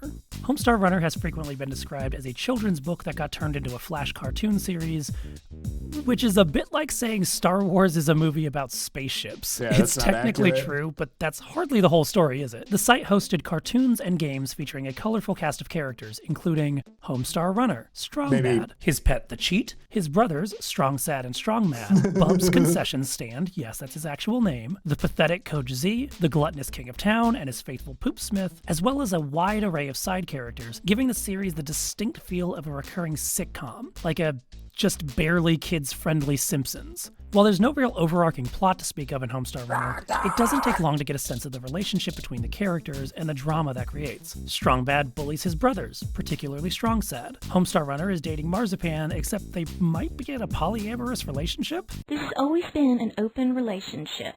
Marzipan, I'm happy for you. Live your best life, but y'all need to work on your communication a bit. Although communicating with Homestar Runner does sound like a Herculean task. The focus on character-based humor, as opposed to serialized plots, First made internet it easier autistic for hyper individual obsession. I love cartoons to Homestar, get passed that's so around, cool. like most other Flash content was at the time, via AIM message, IRC chat room, or forums. At the time, there wasn't much in the way of platform distribution the way there is with, say, YouTube Wayne today. Radio TV If you wanted to went reach an through audience, Homestar and they were like, word this- of mouth or this- getting popular on a everything about content this is aggregator just so were the comfy. only ways Like, to do I it. love However, watching these. Like, unlike I love most other existing content in this creators space. at the time, Mike and Matt Chapman, collectively known as the I Brothers wish I Chaps had and just, co-creators you of know, Homestar Runner, completely turned the devoured site it during into the a time. destination. If you liked what you saw, you could see more at HomestarRunner.net. It's .com. Oh, When you that's- arrived on the site, there were an array of themed homepages that themselves were interactive toys. Hover over any of the categories and you'd get a short voice clip and a little animation. But there's a subtle I thing definitely happening wish here that that highlights my just how different obsessions were, Flash like, as a medium less during is that from any time. other animation medium that came before it. Take homepage 21, Was, like, this less, cybery looking thing. Hover over gaming tunes focused, you and you know? get some 80s-ish I played a lot of, like, competitive online Hover games. over characters and the shape of the mountain range And I just, changes. I feel like I eventually got becomes no the sort city of like, skyline, you know, and interesting hover over cultural thing downloads and about Homestar loses one cultural of his blocks. aspects. But hang on, check this out. The city skyline is still there. Flash is able to animate and control different elements of the animation independently, meaning that changing the city's skyline doesn't have to affect the blocks popping out of Homestar or vice versa. Compare this with the much more limited interactivity of Netflix's Was that Bandersnatch. StarCraft timeline? This unique episode of Black Mirror let viewers I played a lot use of the D-pad StarCraft. on their remotes to control a branching narrative by choosing from one of a couple choices. However, any branch had to be taken in its entirety, because that's just how video works. You can choose which scene comes next, but you couldn't say, choose to change Stefan's hair color for the rest of the show unless the producer specifically shot every single subsequent scene. Wow, I did not expect to make it through that sentence. With the actor's hair color changed. Even in the rare instances where video is interactive, it's often too cumbersome to give viewers much choice aside from which video to watch next. Under the hood, the home pages were essentially just looping animations, waiting for input, but the cartoons could be much longer while retaining all of that interactivity. Will you turn the lights back on when you come back in? This means that watching Homestar Runner wasn't just a passive activity. It was mainly something that you watched, but you didn't just hit play and tune out. Instead, it was what I would refer to as playful viewing. It turned the experience of watching the show into a form of play unto itself. It's not quite a video game, although we'll come back to that fuzzy gray line in a bit, but it still offered the viewer the opportunity to engage directly. Sure, you could sit back and watch, but you would get so much more actively rewarded for interacting with the content as it's playing. And man, did the Brothers Chaps really like rewarding their viewers. Part 2. The Easter eggs. Nearly every cartoon on HomestarRunner.com featured some kind of Easter eggs. The vast majority came at the end of the cartoon when the final screen would loop. Some were obvious, like at the end of Strongbad email, or SPemail for short, number 40. Vacation. Here, you could click on the 5 postcards Strongbad sent while on vacation and get a brief audio Homestar line. Runner after the fact. Just dropping you a saved line on here YouTube from and the stuff. Great Mound. Others were more subtle. If you clicked on some of the I words think still a on the lot of screen, those, you like, might get an you know, extra scene found or a the, bonus gag that wasn't entirely found the obvious. Easter eggs Professional as part of the Homestar video. Runner fan tip, back in the Flash era, you could also press Tab to highlight anything clickable if you didn't want to manually scroll to find the Easter eggs. That's Except funny. that trick no longer works in the emulator/life support ruffle that's currently keeping Homestar Runner alive, because all of your childhood memories will eventually dilute into nothingness within the vast and unfathomable ocean of time. It's true. However, some of the Easter eggs were even more hidden than that. For example, in the SPemail Funny, Time moment. Strongbad tapes a floppy disk to his forehead, Then okay, pours Conk. ketchup on the computer, and bounces around on his head while shouting random nonsense because being #random is the height of comedy. At one point, he bounces down a hallway upside down. Now, if you do nothing at this point, the video progresses to the next shot where Strongsad is waiting at the end of the hall. But if you manage to click the floppy disk on Strongbad's head, which is a little difficult because his head is rotating so it's not always visible, then it will insert a new shot. After Strongbad bounces out of the hallway, he'll bounce back where Homestar will enter the scene. I was just stopping by to do something funny, but I can see you don't need my help this week. If you didn't know to click on the floppy disk taped to Strongbad's head, you would never see this scene. In fact, in the version uploaded to YouTube, this shot isn't included. It's just gone. This is one of my favorite Easter eggs, not necessarily because it's the funniest, but because it highlights how dynamic that watching Flash cartoons could be. This is an entire bonus scene inserted into the middle of a cartoon just because you knew where to click. Most media today is either entirely passive, where you sit and watch and take it in, like movies or TV shows, or it's primarily interactive, like a video game, where it cannot progress without your constant input. Unless it's a Kojima game, in which case it bounces violently between the two. These cartoons, on the other hand, were designed to be watched, mainly, but also reward engaged viewers who enjoy hunting for secrets or extras without demanding the effort. The site also had Easter eggs that went beyond clicking a spot in a Flash cartoon. They would reward people just for understanding how websites work. For example, in the cartoon Scenorial Day, there's a moment outside Bub's concession stand where 2 Homestar Runners, apparently, are pretending to shoot off fireworks just outside the frame.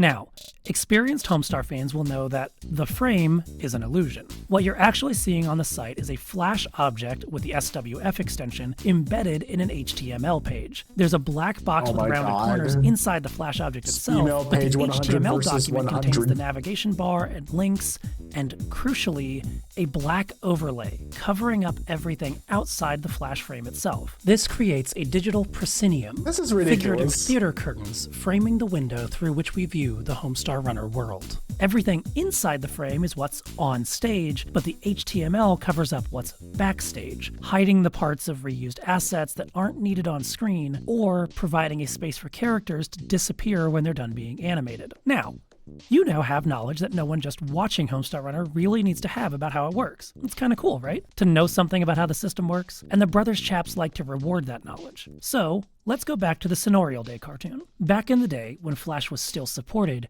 you could view the SWF file directly by changing the URL from the cartoon name .html to .swf. By the time I recorded this footage, however, browsers no longer support playing back SWF files directly, so I had to download a separate SWF player. And when you view the SWF of Scenorial Day directly and watch that scene of the Homestar setting off fireworks, one of them has a mustache.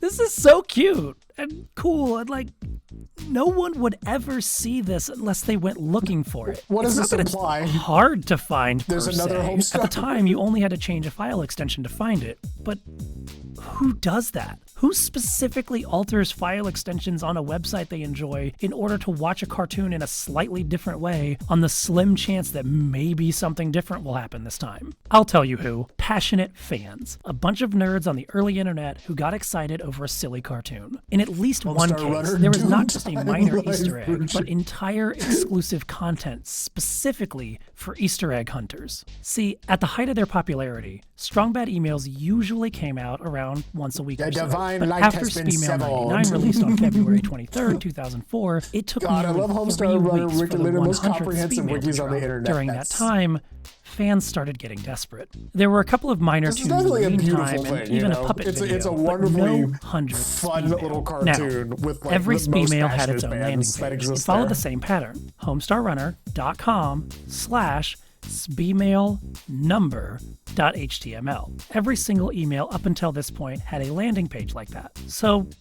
I don't know, maybe it's there. Maybe they uploaded it but just haven't linked to it on the site. It could be worth checking out. So, you go and change the number from 99 to 100 and... Oh, I suppose you think you're pretty clever, huh? Thought you'd find something you weren't supposed to see yet. This is so cute. cool. That's fucking This cute. cartoon was not linked anywhere on homestarrunner.com at all. You cannot find this as an Easter egg from some other cartoon. There's no hidden button. This only shows up if you manually type in speedmail100.html in the URL bar. The real 100th strong bad email, by the way, that's like at anything that speedmail100.html. And just in case that wasn't enough for you, let's go a level deeper. Let's download the SWF file from the site. Open it up Like in Flash. anything Sorry, that would Adobe emulate Animate Homestar now. Runner today And would be like ARG level type of it's shit. exactly 404 frames. The fake 404 error page is 404 frames long. Oh my god. This Easter egg, or can you even call it an Easter egg? Or is it just the Brothers Chaps amusing themselves? I don't even know at this If I point. recall Whatever you correctly- call it. Hold on. If I can recall correctly, pages for the things like fictional foods mentioned or jokes about hitting things and full transcripts for both the episodes and even the commentary. Gosh. I am so happy to see when people just like love something to that degree. Like it's like a light, you know, it's like a light in the darkness. This is so buried, almost no one would ever find it on their own. But the people who do find it get to share a little moment with the creators. I see you, even here, it seems to say. You, the nerdy kid who was obsessed with the internet and HTML and Flash animation in the early 2000s, when none of those things were cool. The rest of the cartoons, they might be for everyone else. But this gag, this one's for you. It's a little thing. But the little things matter, especially here. For any artist, learning the details of how your medium works and experimenting with new ways to communicate to your audience is powerful. It's what art is for. But for Flash animation, there wasn't much time to push those boundaries. It would only be around for a decade or two, which is barely enough time for even a single generation to master it. It's like if movies were invented in Huge nerd, love 1895, it. and then by the time Charlie here for Chaplin it. started making films, we were like, all right, that's it. Film is no longer supported. That's it. We're done. No more movies. At the time, these Easter eggs also allowed the art form itself to evolve. Clicking one word in a strong bad email to get a secret message, that's just a tiny Easter egg. But what if there were more buttons? What if there were more things you could click on that would take you to more screens with more buttons and more screens and more and more and more and more and more and more and more and more and more and more and more and more and more and more and more and more and more and more screens, more and more screens. Add enough buttons and screens, and you're not making a cartoon anymore. You're making Part 3, Flash Games. If you wanted to make a 2D animation today, you could use an application like Toon Boom, for example. If you wanted to make a video game, maybe you'd use something like Unreal Engine. Part of what made Flash unique in its time is that you could do both within the same platform, and the line between the two was as blurry as the boundaries of Homestar and Marzipan's relationship. Take the very first Flash game that the Brothers Chaps created called She Loves Me. In this game, Homestar Runner is trying to figure out if Marzipan loves him by plucking petals from a flower. To play this game, you click on the center of the flower. I've never looked at it. This isn't exactly riveting gameplay. The museum section of the site generously calls this the first Homestar game, but it slips by on a technicality. The player doesn't really have any choice in the game besides closing the tab. However, it functionally has all the tools that an author needs to construct a game, like arbitrarily placed buttons and preset animations that occur in response to player action. This concept was further developed in minigames. Often they showed up at the end of Speemails. For example, in Speemail number 81, Date, Strong Bad creates a dating sim to safely demonstrate how a date between Homestar Runner and Marzipan would go Without the risk of personal injury or vomiting.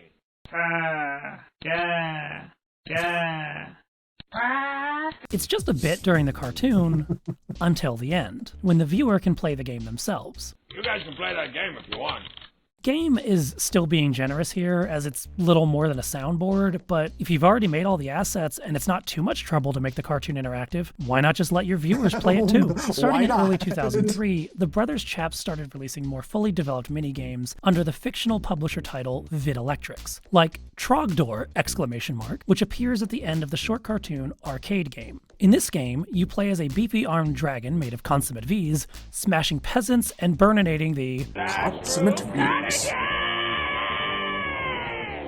The game deliberately emulates the style of old-school classic arcade games, which lets it get away with more rudimentary gameplay. For some context, Trogdor came out the same year as Grand Theft Auto Vice City and Star Wars Knights of the Old Republic. Most of the games on HomestarRunner.com are small parodies of classic arcade games, but a few were so fully developed they stand alone as their own entire games. Two games in particular share space in the Homestar Games Hall of Fame: Stinko Man 20XD6 and Peasant's Quest. Stinko Man 20XD6, still built entirely in Flash, mind you, is a Mega Man-style platformer based off the fictional anime-style cartoon Strong Bad made up of the same name. It features 10 platforming levels, the final of which was only released at the end of 2020 in the final days of the Flash version of the site's existence. You can still play the game on the site through Flash Emulator Ruffle, although the game has some bugs. And then there's Peasant's Quest!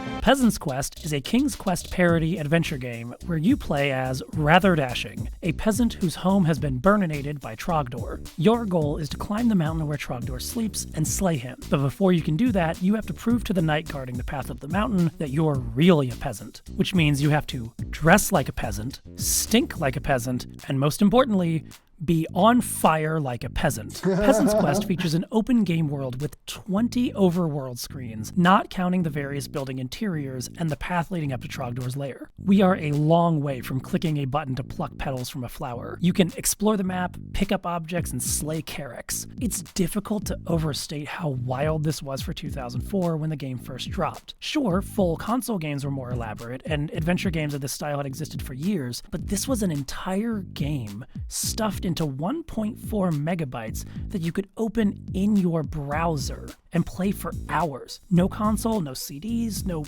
underdeveloped streaming platforms, and it was all built using an animation tool that was only kind of designed to make games. But that wasn't even the last Trogdor-related innovation. In 2005, the Brothers Chaps attempted something that had never been done before in the history of HomestarRunner.com. Part 4. The Day That Broke HomestarRunner.com. I'm currently stepping on Stone Mountain, one of the largest natural monoliths in the world, featuring the single largest bas relief participation trophy ever constructed, and home of Trogdor the Burninator. It was here that the Brothers Chaps did something incredible that changed the internet forever. They came to this mountain with a camera not unlike this one, and they used that camera to record video to put on the internet. The project was set to debut online during halftime of the 2005 Super Bowl. While Paul McCartney was making his way through Live and Let Die, a new item went up on HomestarRunner.com, a 3-minute-long trailer for the live-action movie adaptation of Peasant's Quest! Trogdor! And it was phenomenal. The Peasant's Quest trailer was, and still is, the largest video file ever uploaded to HomestarRunner.com. The overwhelming majority of the video was live-action footage. Rather dashing.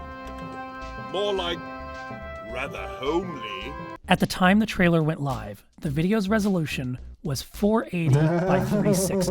The file was 13.4 megabytes, and this crashed HomestarRunner.com. By the middle of the next day, the trailer had been taken down, and it was later re-uploaded with a size selector. Now, the highest quality version was dropped down to 10.3 megabytes, with the smallest version a measly 2.6 megabytes, much more manageable for 2005 internet speeds. Then, and I swear I am not making this up, 1 week later, YouTube.com launched. No, seriously, a little over a week later, a small independent video hosting site called YouTube would launch and offer video hosting up to 320 by 240. YouTube would not be able to match the crystal clear picture quality of the Peasant's Quest trailer until 2008, 2 years after the company was... So you're telling me there is a timeline in which HomestarRunner.com was effectively what we know as YouTube. This is what I'm getting out of this right now. Acquired by Google. Was HomestarRunner.com the very first to ever use Flash to put videos online? Well, no, of course not. People have been doing that in some form or another for a couple years at least. But is it cool that Homestar Runner beat YouTube to the punch by about a week and streamed in higher quality than YouTube would offer for years? Yeah, that's pretty cool. The Trogdor saga was a microcosm for how Homestar Runner mastered the Flash era over and over. Flash wasn't the only way to create animations, build websites, make games, or stream video, but it occupied a unique overlap of all of these disciplines in a way that just doesn't exist anymore. Trogdor started as a gag in a cartoon about drawing dragons. Another short cartoon, Arcade Game, gave Trogdor a small mini before he graduated to a full-fledged text-style adventure game. Then that was turned into a live-action parody movie trailer, and all of it came from the same site. These weren't spin-offs into new media, like the Trogdor board game, for example. They were each just a couple clicks away from each other, all in the same browser, and every corner of the site was bursting with similar tangents. You could spend hours with Stinko Man, or the Cheat Commandos, or Teen Girl Squad, and so many other characters, most of whom started off as a one-off joke. No matter how long you spent on the site, there was always some new little Easter egg, some new detail to discover if you went looking for it, or you could just rewatch the entire Strong Bad Email series for the 100th time because The Office hadn't been invented yet. This was a unique moment in time. Nothing that's come after Flash has quite scratched that same itch. There are a lot of modern tools to do some of the things that Homestar Runner did, but that sweet spot is empty. It's just gone, which makes this moment all the more beautiful. For a few brief years, we got to see a brand new medium come into existence. Artists experimented with how that medium works and what new ways they could express themselves creatively, and this was the peak. Homestar Runner did it all. Cartoons, games, video, Easter eggs. If there was any way to express something through Flash that was discovered during its brief time on Earth, Homestar Runner was there to use it. Often, the site was the one innovating the techniques unique to Flash in the first place. This is what artists could do with this medium while it existed. It didn't last, but while it was here, it was incredible. But now... It's over! It's over! Strongman says it's over! It's over! It's over! Everybody dive in! Oh, crap! That was great. Okay, all right, that's it. I finally put out a video. How about that? As you can see, this is Why is he doing this in Blender? 3D scene I made for the title cards because I have to be extra as hell. I want to thank all my patrons who are probably on the screen. How did what a weird connection that we're doing right now. It was Janet Jackson's wardrobe malfunction. Yeah, I never watched the Super Bowl, so I didn't actually see it live. But I remember looking that up on, like CNN.com or something like that. But wow, I thought YouTube was like a thing before then. But I do remember hearing that like there was a demand for video after that. I forgot that YouTube was a part of that.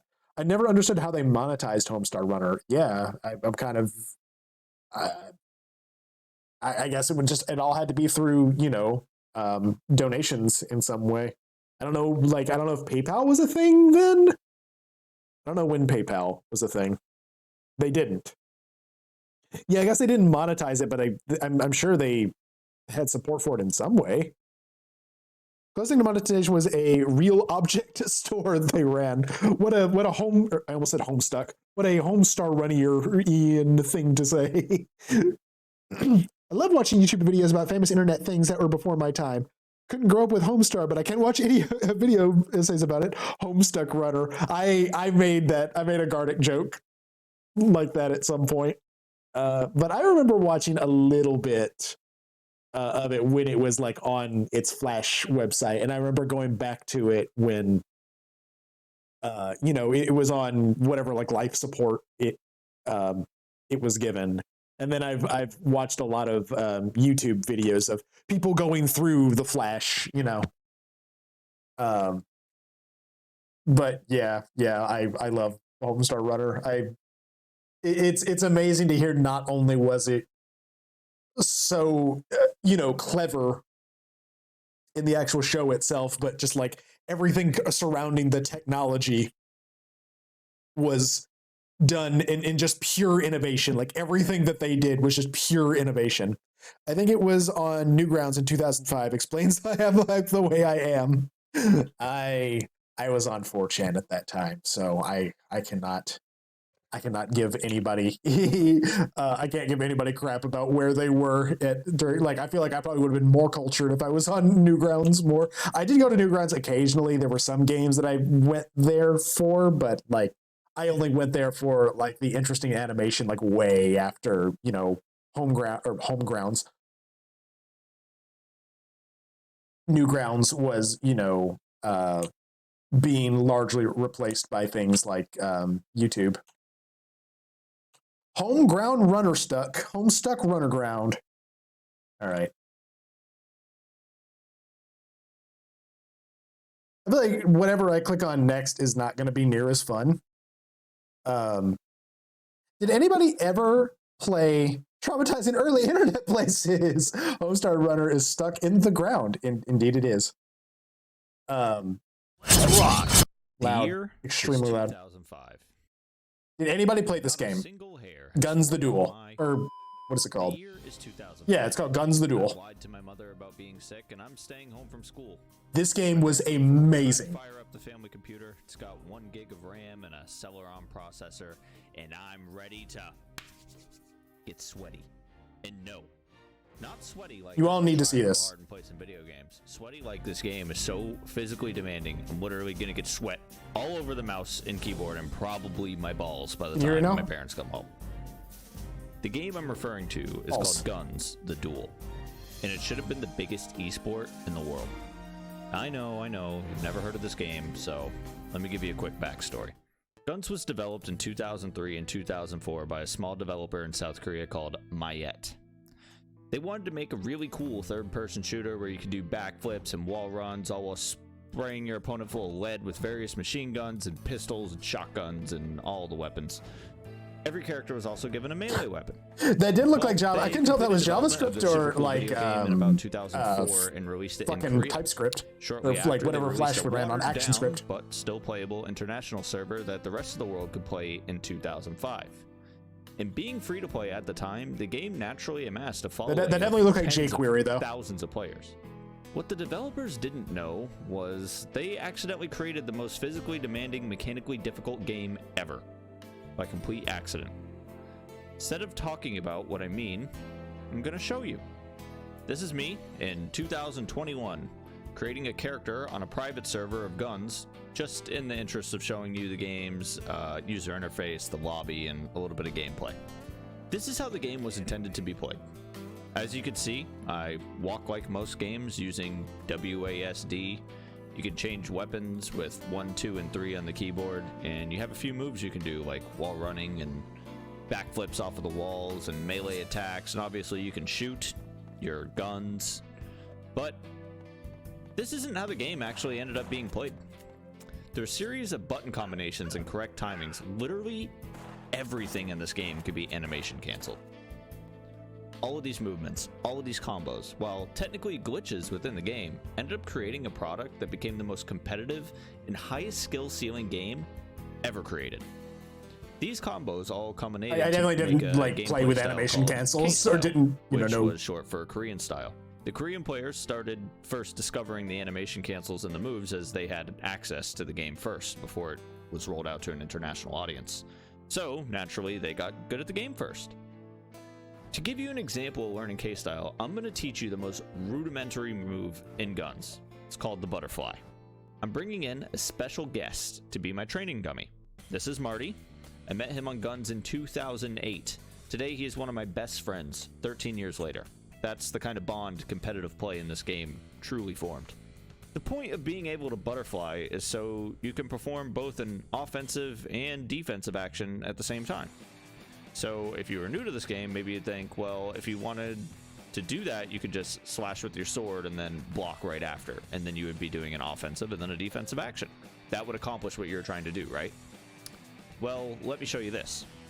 If you time your actions correctly, you can perform a jump, a slash, a dash, and a block, all in one motion. That's ridiculous. This not only allows you to have your attack and block within the same motion, but allows you to move much faster than your opponent if they didn't have the same skill level as you.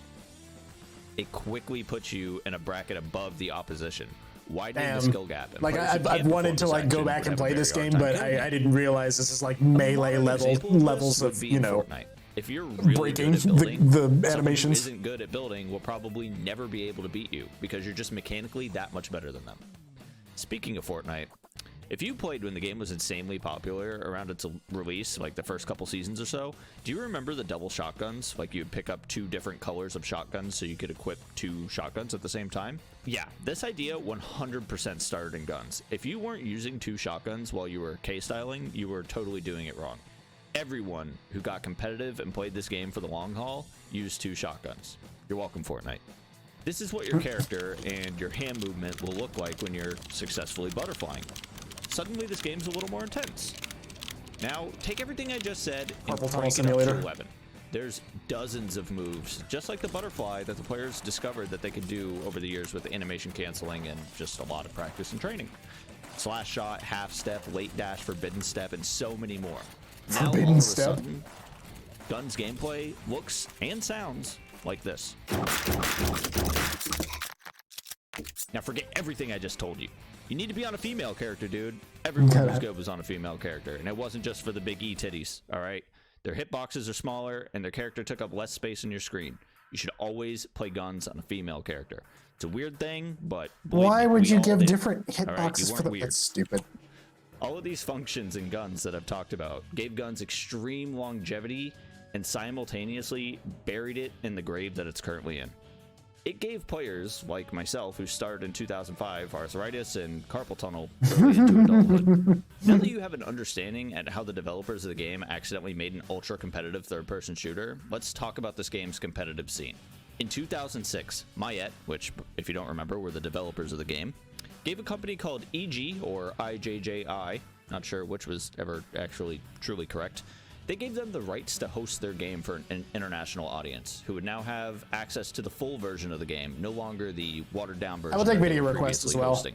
With the release I was just wanting to see what this internationally, person had to say about this, but like, propel this game into I'm definitely not going to be able to comment on like the competitive scene of this. I just kind of wanted to see how, you know, the gameplay looked again. Updated for the new host, which added a new game mode, Clan War.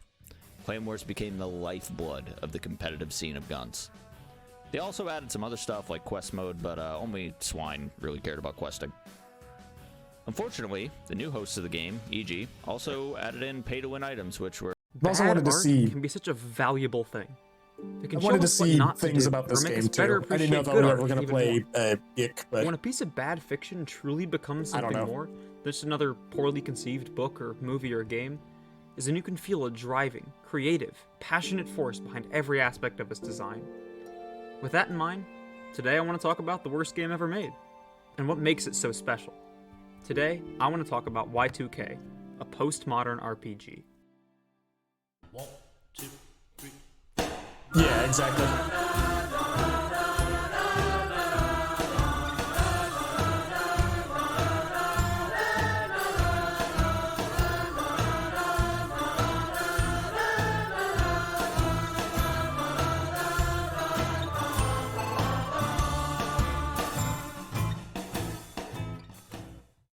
Like, it looks compelling enough that I'm surprised that everybody says it's a bad game. Or Yeek, as we're going to be calling it throughout this video, because of the Roman numerals in the title, and also because it's way funnier, is a true gem of a bad video game. Almost every single aspect of its design is holistically bad, committing just about every poor decision you could possibly make as a game designer.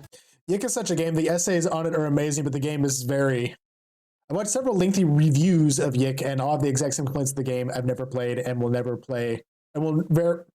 And never will many times, and I will continue doing so.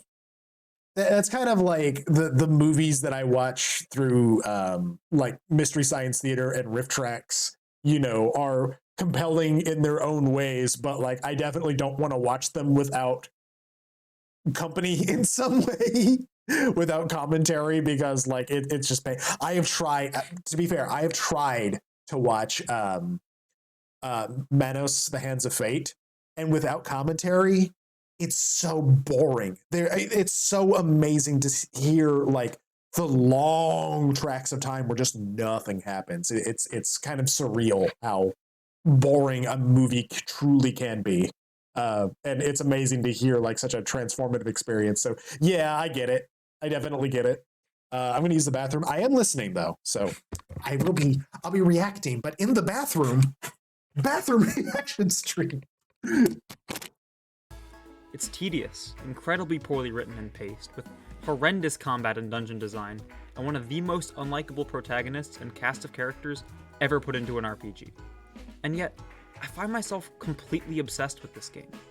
A game of this level of quality is extremely rare, especially one with any amount of passion and heart behind it.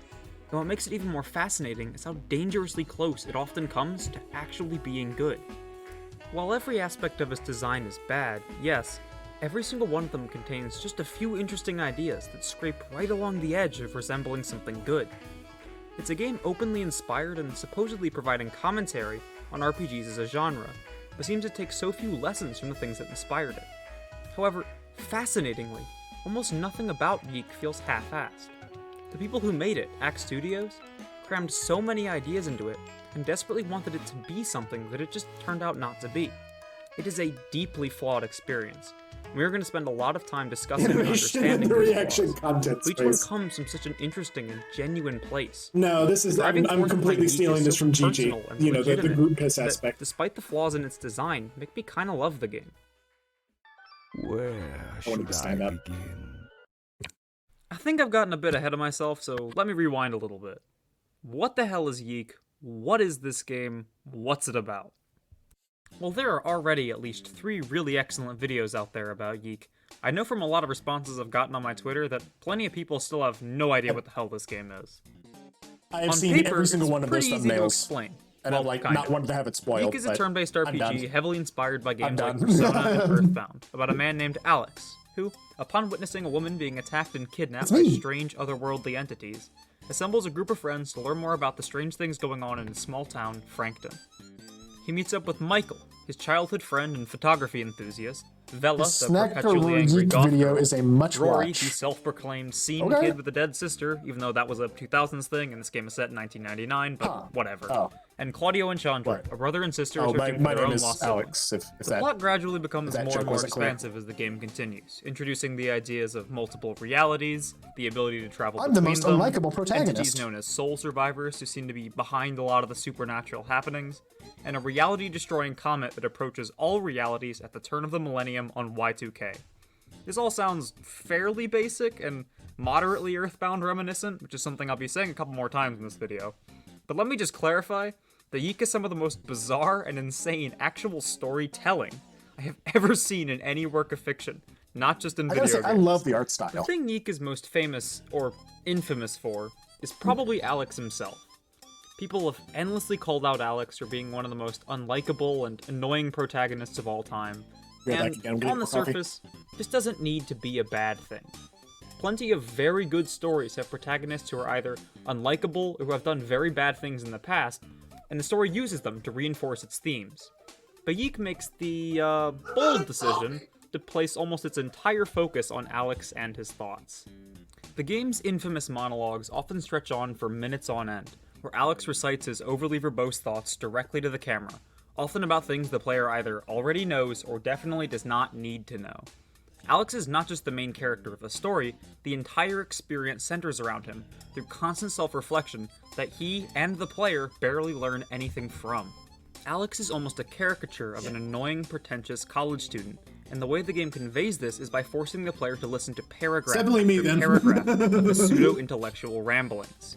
Yeek has never heard of less is more, and every dialogue scene stretches on and on without any understanding of why people even listen to dialogue in video games. These monologues are so infamous and offer so little that after the game's release, the developers added an option to severely reduce their Or it language. was me in college The actual and after storytelling college. often grinds to a halt, so characters can ramble on about their one defining character trait, or long, overly drawn-out explanations of concepts the player either already knows or is barely learning anything about due to the game's writing style. The game shotguns so many different concepts directly into your skull, while initially explaining none of them, only to later do so in the least engaging way possible. Long, drawn-out monologues. Video games that are dialogue-heavy are not necessarily bad, but the problem here is, after you get past the sheer number of words getting thrown at you, nobody ever actually says anything. The dialogue is written like there's a thesaurus open directly next to the keyboard, and nobody ever actually says anything clear and concise enough to fully 500 triangles to go through. This ties directly into the game's other most noticeable story flaw, how goddamn confusing understanding any of its concepts is. Fucked up, man.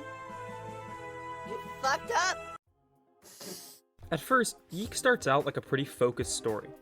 The game is divided into 6 chapters, and although it classifies the last one as merely an epilogue, that's where the real conclusion to the game lies. Usually in a classic, small-town weirdos find out something much darker is going on kind of story, you want to gradually introduce mysterious concepts with little explanation and slowly reveal their secrets. Season 1 of Stranger Things and basically the entirety of Gravity Falls are both excellent examples of how to pull off a story like this. And Yeek does kind of start this way. It has a decent introduction for how Alex is going to act in the game by making the first line of the whole thing a monologue directed right at the player, and then immediately has him be a huge dick to his mom.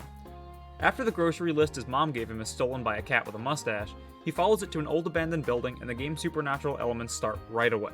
He starts fighting monsters and experiencing bizarre and genuinely this kind game of cool looks visuals great. before he Like, meets I Sammy, can't get over the that. girl I who's hate- been I living hate in this that it's, building for you most know, of her life. going After to be a terrible game. fairly insufferable first meeting, Sammy is taken away by mysterious entities known as soul survivors, and Alex runs home to reflect on the insanity Like, of at his least day I hope and whatever, process you the know, bizarre art things direction he this sees. had, I hope that I'm that not found gonna its lie, way into this other is a games. pretty decent introduction to this story. It's plagued by a lot of Yeek's overarching issues, sure. Are they going to complain about but the it choppy clearly animation? I'm going to establishes say our I love protagonist choppy and 3D the flaws animation he has to games work community on, because it reminds sets of up a High character who clearly means a lot to him, gives him motivation to get her back and understand what's That happening. is, like, There's many choppy interesting, unexplained animation, I guess, concepts has to the never player, will really presumably be explained bothered in the me long too term, much. setting up mysteries If to be I unraveled over know the that course it's of the going to game. be a consistent style. And then none of that. Like, choppy animation in, like, gameplay, I guess, just makes me think, like, I don't have the correct hardware to run something. Like, I hate when games have, like, dropping FPS, but, like, if it is a consistent animation that's meant to, you know, make your... to give it that stylization, or, like, to make your imagination kind of fill in the rest of it. Yeah, I love that. Like, Puss in Boots, the new Puss in Boots, like, the fact that the animation dropped down to, you know, whatever FPS that was in the action scene, so they could, like, stretch out the animations and, like, make the, you know, the impact frames, you know, look really nice, or, you know, to have, like, a bunch of stuff going across the screen and just not it look like, you know, a 3D simulation of things happening. Like, that's gorgeous. Actually it is a great stylization. At yeah, least not in any actually interesting ways. Yeek has a severe something like problem that, yeah, with that pacing doesn't and bother structure. me at It all. fails to understand the principles and purpose of setup and payoff, leaving I've many learned of its anything ideas about the muddled art and direction in this confusing. game so far, Alex's though. character flaws and general jackassery will be set up as a major plot point and then barely discussed for 3 entire chapters until suddenly returning at the very end as if it was the main focus all along. Concepts like the soul space and the soul survivors are interesting mysteries that are set up early that the players will want to understand themselves, only to be offhandedly explained by Vela 2 chapters later with zero sense of mystery in another drawn-out dialogue scene with nothing to keep them interested. Concepts like Proto-Alex, Proto-Michael, and several other non-Proto things will come wildly out of nowhere with no setup at all, while an entire fifth of the game is spent setting up the mystical Ultima LP Legend record, which never pays off in any meaningful way. Yeek has zero idea how to budget out its runtime, wildly tossing in new ideas at every opportunity, then either leaving them unexplained and confusing, or over-explained and boring. And a lot of these ideas are interesting on paper, or have implications for the game's story and characters that could be really interesting if established and paid off correctly, but are left without the development to be truly impactful. I don't want to make any assumptions, but it seems like this came about from overambition and the unwillingness to cut or trim down the runtime. In the initial scripting process, I'm sure a lot of these ideas made much more sense than they do now, but they were likely intended to be more intertwined and fleshed out, and As the script ballooned to massive size and the game likely ran up against its budget, they Inside couldn't be as Man, developed as they Doctor were Who, originally Dracula, intended to be. Scenes that may have Sherlock. originally been planned as experiencing not seen events any of these. firsthand or with more elaborate visuals Doctor were Who guy. cut back Okay. to just be I've monologues never watched or Doctor Who. stilted dialogue sequences. I have robbing no them idea of where any to mystery or start, tension. you know? And I know this is the case because a few scenes have been changed after release to be more visually grandiose, with more elaborate camera angles and more direct story progression, namely the How badly iconic Moffat golden is with this alpaca stuff. scene, which was transformed from Is that, two dialogue portraits yelling at each it's other like, in here's an why empty Sherlock room, sucks or to an something? elaborate scene that properly sets up twists about a few characters, without outright spoiling them, and progresses Rory's character far more naturally than the original version of the scene did. Despite the only one of those, many that series of on-paper videos good that I've ideas seen that is the writers one of Geek had, about upon being Pandemic, translated to an or actual game, many of them Pathologic. failed to have the development and appropriate time spent Why on is there an them angel to llama, make man? any What's of them happening? truly feel central or important to the narrative. The plot itself is left aimless and confusing because of this, rarely focusing on any one thing to create any narrative through line. You can feel so many good ideas. The Pathologic video is desperately amazing. trying to surface It's in funny, you. the They're getting comments crushed by the all weight in that of the video. game's And own what is writing. what? Like a 3-hour long video. It's like, yep, I'm here for my daily watching. The dude common is so thing that a lot of charismatic. indie RPGs try to do is to put their own twist on classic turn-based combat, Umbertail. in order to both appear fresh and new, while also reminiscent of classics from the past. In Yeek, instead of just pressing a button and letting the game attack on its own, each attack has believe its own so, unique yes. timed button input that must be done in order to complete it correctly. I think I've watched a In little addition, bit of the whenever Sherlock a one. party member is attacked, another button input must be done in order to block Which or is avoid weird because I damage love bad altogether. media, so I don't know On the why I've surface, not this sounds like a really gotten good any further concept. into it. Games like Paper Mario and the more recent Bug Fables do this kind of thing very well, with quick, No, uninteresting I have inputs seen the that make Roblox your one. The skills Roblox matter one's more in amazing. combat and keep you engaged if you want I to be love stuff successful. like that. However, Yeek just develops weird upon this personality-driven idea type by of stuff. turning Yeah, simple that's and quick amazing. tests of I was timing talking into more full-on specifically about drawn-out that minigames. range of Every videos fight, talking even about the random encounters on the overworld here's why map this take is this, significantly longer or than they need this to. is this, and You're here's forced why. to play Those entire rounds videos. of WarioWare before you can so much as swing your weapon. Tommy If the Tallarico. length of these minigames were somewhat proportional to their damage and priority, then this That would be sucks, less too, of a 'cause I big love deal. the, However, skills like Tony Hawk Claudio's games. Bushido take a full 15 seconds to complete and often have damage output less than attacks that are over in 3. In addition, there are only 3 It's one of those variations of the videos where you defense say, like, minigame, how almost no can they difference in keep getting timing. away with You're forced to repeat the this? same action with 0 variation hundreds of times over the course of the game. Lord. Making RPG combat more interactive and focused on the player's actual skill level is totally encouraged and can often make combat way more interesting while maintaining an indie budget.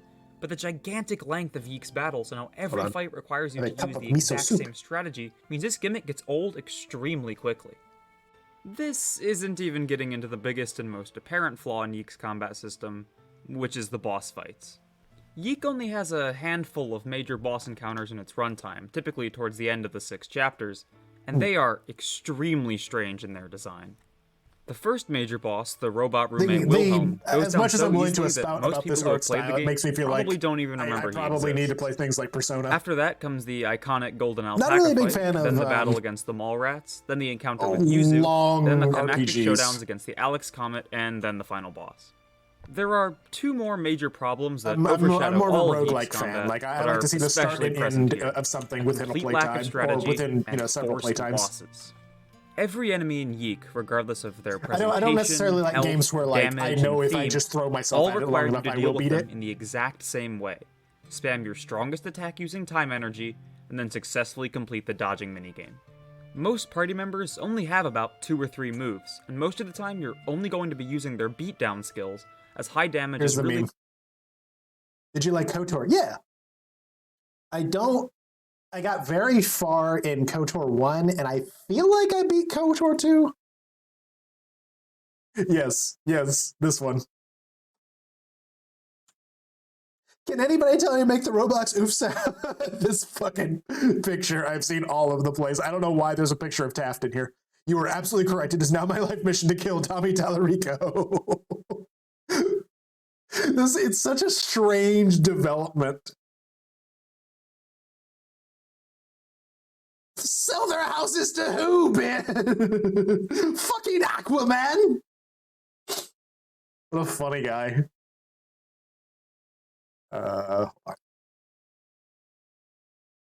I'm still. Hold on, I'll show you the progress. I think I started. Okay, here's the amount of triangles. Excuse me. I'm about to burp because I just gulped down a bunch of soup.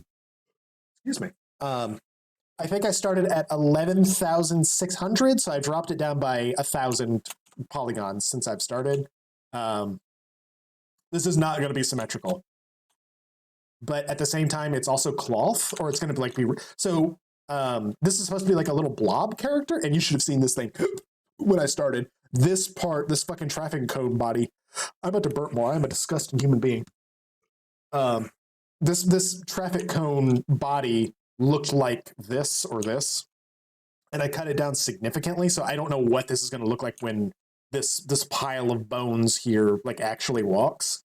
But we're getting there. It actually, the blob character started off as 9,000 triangles, but this hat was like 4,000. So I've decimated this down by nearly half at this point. So this has been a long process. And the sad thing is, since I've been working on this, I've seen another avatar that I think the person would like even better. But I can make this one cry. for context, the person that I wanted to make this avatar for has a profile picture of like a crying wizard that they use for everything, or like a crying character. Hold on. Let me not dox my friends. But I have seen a lot of this image. Or this is how they like have represented a lot of their characters. This like wizardy sort of character. Every one of the characters is always crying or has these like, these like gummy eye sort of things. And this particular blob thing has tears. Hold on. I will show you. It's all in Japanese, but I did change one of them. Tears. It does have tears. They're not exactly how I want them, and I'm not crazy about this texture. I want the eyes to actually like have like be like blobby, have like a portion of them that like kind of flows out, but I don't know, like that sounds like a shading nightmare. I don't know how they did this. Let me actually look at the textures. Wow, here are all the textures. Gross. What are they? Oh God! Like, see the fucking meat of this character. So I'm not totally sure how they did the. Oh, it has oh no! I'm gonna have to converge all of these things down into one material too. Scalia, teeth, eyes, eyebrows, lashes, tongue, blush. Okay, here are the tears. So I guess I can utilize these and kind of just make it like a permanent part of the character, but I don't know if I'm going to be able to like actually necessarily make this look exactly like that. But everything that I'm doing here, little Jack Horner face. Poor little fella. I know my way around Blender enough to mash a few vertices together, but textures and bones scare me. I've had a lot of trouble with the bones of another thing that I was making. I cannot remember who I've actually shown this to. Hold on, let me save my progress so far. Nuka Gear finalized. Okay, so here's the other inside joke. Who pinged me? Okay, it's something else. Let me fuck. The character that this egg. Okay. Hold on. Sorry. Pajama Sam. Okay, I don't know who is here who like already knows this kind of stuff, but we had for whatever reason we have someone in our server who represents themselves as this character and has like changed every way of representing themselves online to this character. So I made something, or I made something and had help with something, which is probably going to be hard to find right now. Don't save. Egg edited, egg pre-met. I don't fucking know where this is going to be anymore. Netbow, blob base, netbow modeling. No, it's nothing. New Visime editing. I'm not sure where this is going to be anymore, but it's this fucking egg. It's this thing. I made this thing and somebody else like added the outline and like fixed the Visemes and stuff. And then I found this model, or rather, John Pimpmaster Stallion found this this Metal Gear Ray body, and I made this. So like the problem that I'm having right now, let me go into pose mode. I linked these bones to the shoulders. So this is all for a VRC avatar, a VR chat avatar. I tied these bones to the shoulders, so now these will move around. But for whatever reason, like it doesn't necessarily behave like that in VR chat. So I'm going to have to go through and like fix that, and then rigging all of this from the position of where the bones are to that. Like watch, like that looks okay. But I found if you step on your toes, it does that. So like a lot of this is just so tedious to actually like go through and, you know, like, what about this pose? What about this pose? Nuka. It really is him. I was going to joke that it was that little fucker enjoys vile condiments on fries. I've never had mayonnaise on fries, but I know they're beloved by a lot of people. Digitigrade legs are a fuck. Yeah. The character that I use in VR chat, where is he? Where's my boy? I don't know if I'm going to be able to find him in any. There they are. I tried to learn how that works based on this character. Where's the armature? Here's the armature. Come here. He's a Nardo dragon, but he's like a wolf dragon thing. Hold on. So like learning how these connect, like the bones outside of the body, but it still needs to like, you know, be able to like bend and warp. Like that is a lot to, that's been a lot to like wrap my head around, or a lot to learn on just like how to rig things. I did not do this. Let me be perfectly clear, but like I did have to rig the digitigrade legs of the Nuka gear. How did you get the base models for your model? Did you download them off VRC? The Nardo Dragon I purchased. The pretty much all of these model files I have purchased. This one was $20. The Blob was like $3. The Metal Gear I think was like $3. They're not bad, and I like to have, you know, since I've started to do this, I like to have the 3D models, and then I have the, where is he? And then I have the model that Taida uses somewhere in here.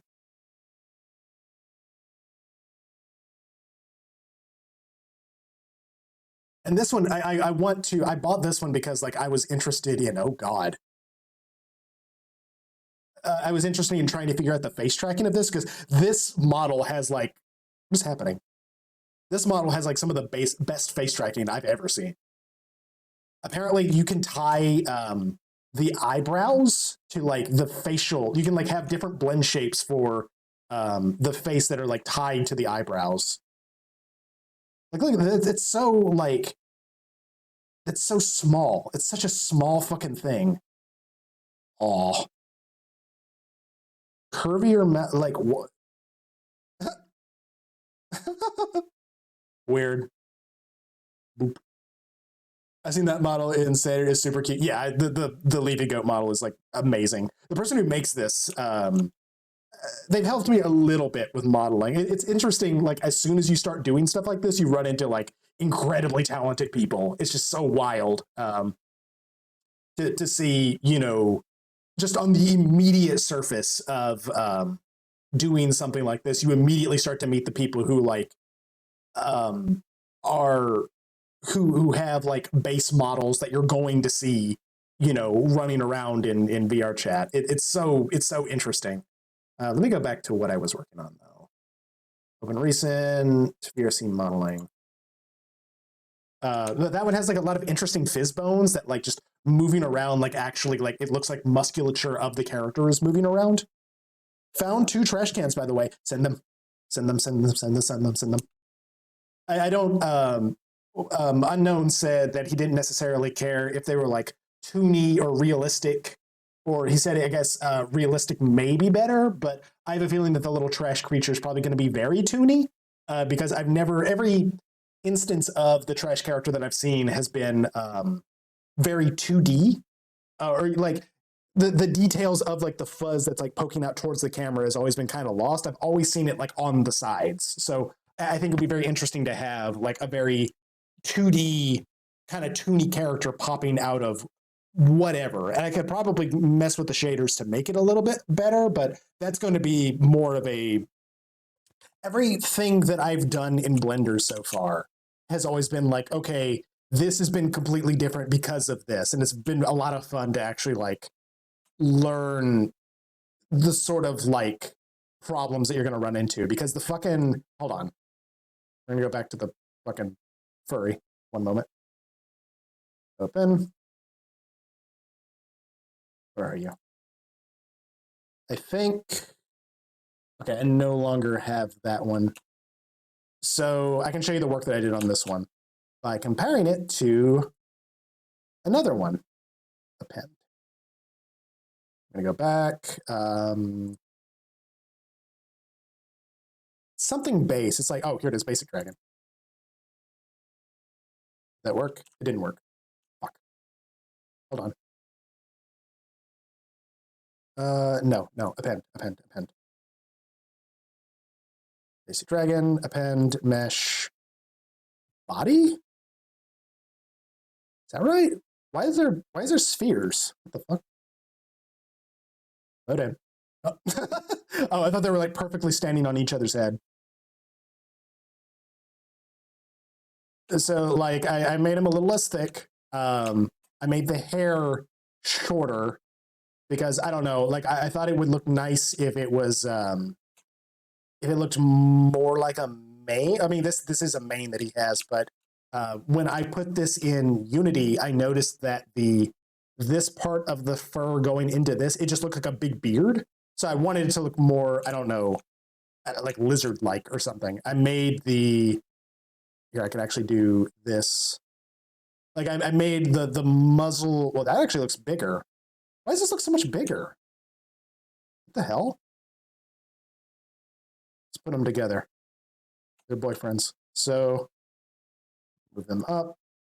Okay, it was just more forward. Like I wanted the muzzle to look like less dog-like. I made the eyes a little bit further apart. And like all these little tiny things that I did, like adding like little ruffles and like changing around the eyebrows, they looked a little bit more realistic. I had to then go in and edit all of the. Why are those the only shape keys? Excuse me. Excuse me. Oh, right. I had to then go in and edit all of these because editing all the mouth things destroyed the shape keys. So I had to go in and fix, like giving them a little spike here and lowering the size of the muzzle and making the eyes further apart. Like I had to then go in and change all of the saved vertices for all of these. And it was a nightmare. So I like to use this model whenever I can because I'm very proud of it. And it took me, that was like one of the first things that I learned about Blender is just like to be very, very careful when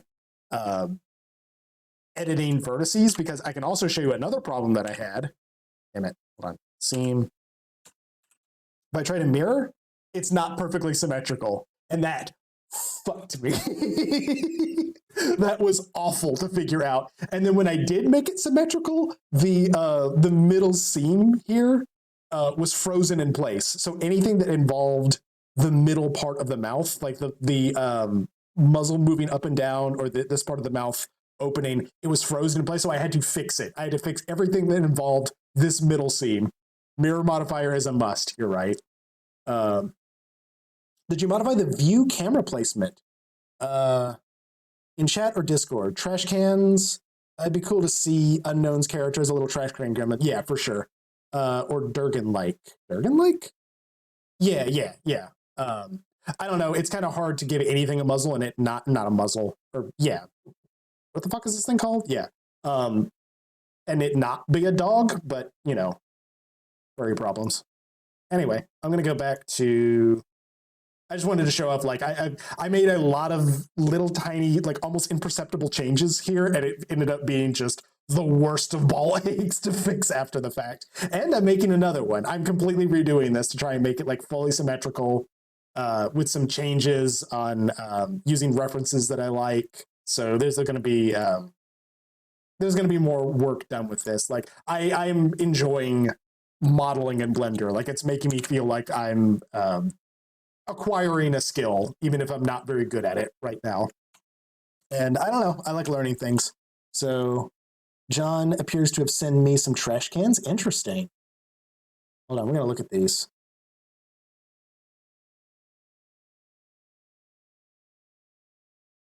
Snoop. This is an interesting trash can. Ooh. Unknown, are you here? I'm literally repicking up Blender as like 3 days ago, and it's great. Once you get past a lot of the UI troubles, like it's not, or the unintuitive UI stuff, it's a lot of fun. Hello, Unknown. What do you think? Here's one trash can. It's kind of grungy. And here's the second trash can. This is a little cleaner. Something you would see like in suburbia. I think this one has a little bit more like toonish quality. The second one is good. That's what I'm thinking. Yeah. I think this one leaves a lot of room to make your own additions. Like this one, you have to, you know, the rust and the shit all at the bottom is like interesting qualities, but like, I don't know.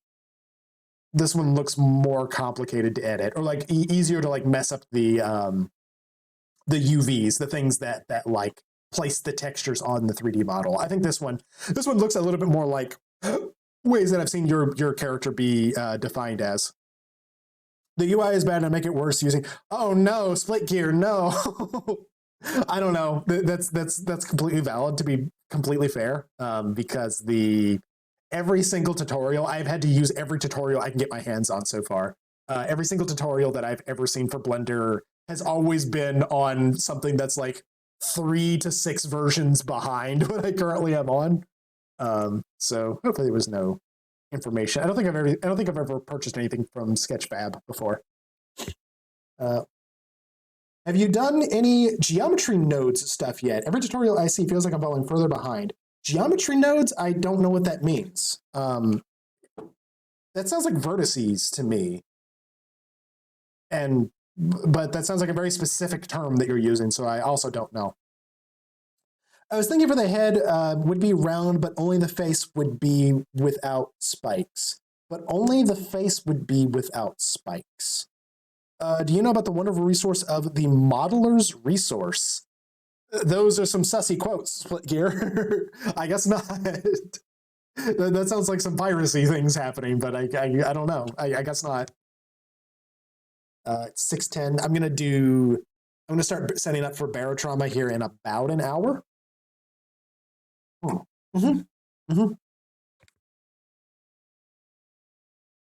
Thank you for asking.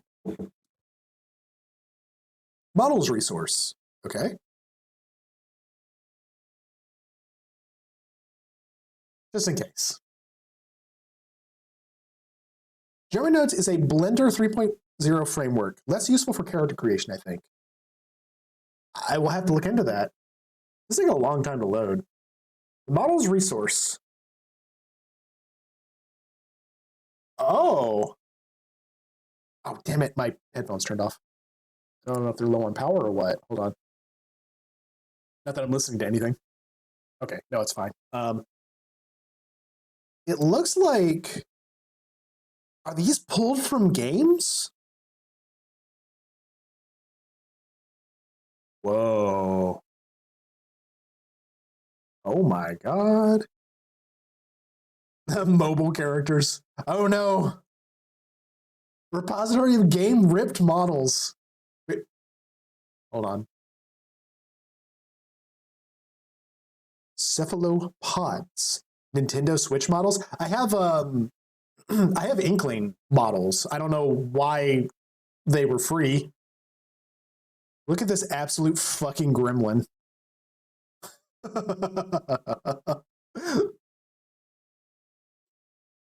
I guess insofar as video game models, I need to go ahead and upload Gulp.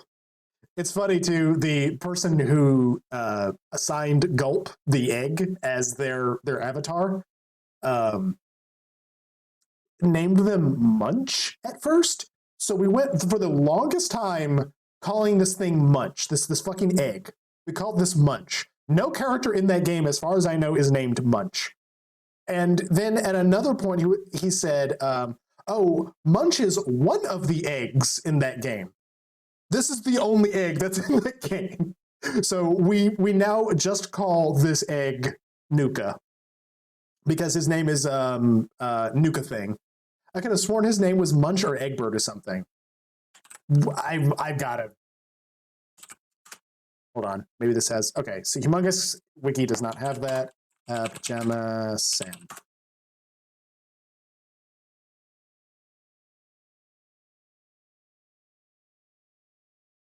There's a Twitter handle by the name of Munch. Shapoopy. This is such a very specific thing.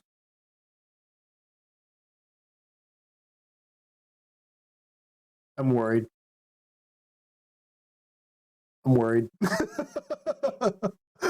Okay. Let me turn down the heat a little bit. I have Sand 3 installed going through right now. Fuck yeah. The ultimate gaslight. Classic Nuka gaslight. There were so many layers of gaslights that I think we only determined after... I don't even know how long I've known Nuka Thing at this point, but I want to say like 6 to 8 months of thinking that was that character's name and thinking that there were 2 eggs in that game. And now we just, like, the model that I have is called Nuka Gear. It is public. Multiple people have it on VR chat. There's no explanation for why it's called Nuka Gear. Or even why it's made like that. Like, it's so confusing. Everything about it is just so tremendously confusing. I'm going to turn down the temperature a little bit. I'm going to go ahead and turn back on the thing. I use the bathroom too, again, because I've consumed a dangerous amount of coffee. The only thing that matters. Yeek teases the intelligent use of status effects with skills like Alex's sleep skill or Michael's poison skill, but the benefits offered by these are so minuscule and take up a turn you could have just spent attacking. Every fight plays out in the exact same way, and this extends to the boss fights. Despite their higher damaging moves and more climactic music, all bosses are is just another character model for you to execute the exact same strategy on, over and over again until it dies. Except bosses have way more health, meaning you can find yourself doing the exact same thing for almost 20 minutes until they finally fall over. Boss fights that may seem cool for the first 5 minutes quickly lose any sense of weight they have when you realize you'll just be repeating the same minigame for the next 15. The only boss that really changes up gameplay, Yuzu, does so in such an insane way that I am confident his fight was barely playtested. Due to story reasons, you only have 2 party members when you fight Yuzu, and his basic attack that he uses every turn has a 100% stun chance. So this effectively means that you only have 1 turn per round while he infinitely stun locks the other one of your characters, and if one of you is ever KO'd, you're stuck in an infinite stun loop you can never escape from. It's an attempt to use status effects in an interesting and creative way, but doesn't understand anything about why status effects are even used in RPGs. Doesn't make you play smart, doesn't make you develop a strategy, it just makes you repeat the same thing even more. The second major problem is an overuse of fights that you're supposed to lose. Making any fight in a video game a mandatory loss is already a very bold decision that can make the player very frustrated. Yeek has 4 separate mandatory losses you are forced to suffer over its runtime, and several of these are climactic boss fights that you can't even win. There are more forced losses in this game than actual legitimate winnable boss fights. In addition to just being extremely frustrating, this makes the player wonder whether combat is even worth attempting or winning whenever they see a new enemy.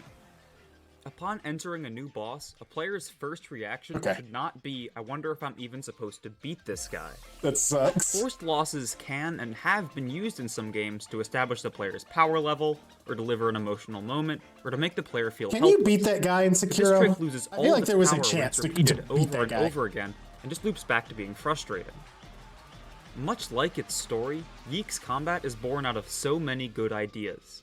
Interactivity, interesting enemy designs, and the use of forced loss Back from all make Sam. RPGs I don't know a if better and Vegas more even memorable says experience a name in the player. game, But the and I'm not core going to play for the mechanics are credits. developed Yes, you nowhere can, near but you enough still to make them auto-list feel worthwhile. lame. Once again, Same with these the good werewolf from ideas Bloodborne. are I've not washed played that. away I by have amateur design played decisions and tedious upsettingly time little wasting amount that of doesn't From make games. the player even want to engage with any of the actual gameplay. I had a very bad experience with Dark Souls 1 because I was sort of guided to play in a way that Alex was Eggleston is a so character who detrimental believes to the late entire game world progression. centers around him, and that's partially Yes, he gets because someone it to does. shoot you with an The arrow. developers of Yeek have been extremely open that. in interviews both before and after the game's I guess at release. least you can Alex beat the was never guy. meant to be the At most least you likable can beat character the in guy. world. Welcome back, I Shredley. wanted to make a game about a guy who's like a piece of shit, unlikable character who by the end of the game has to transform.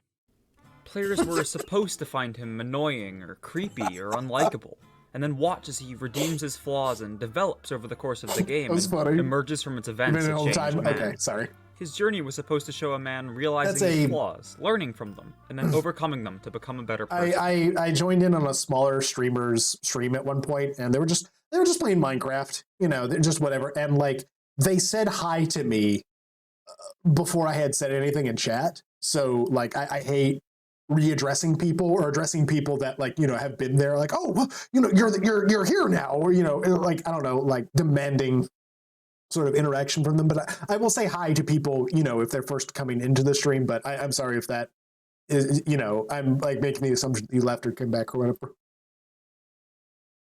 My favorite unbeatable boss is where you that you can actually beat is one Devil May Cry's, where you can, if you beat them, you get a bad end, early credits, and just skip the whole game. I kind of love that. That's a lot of fun, actually.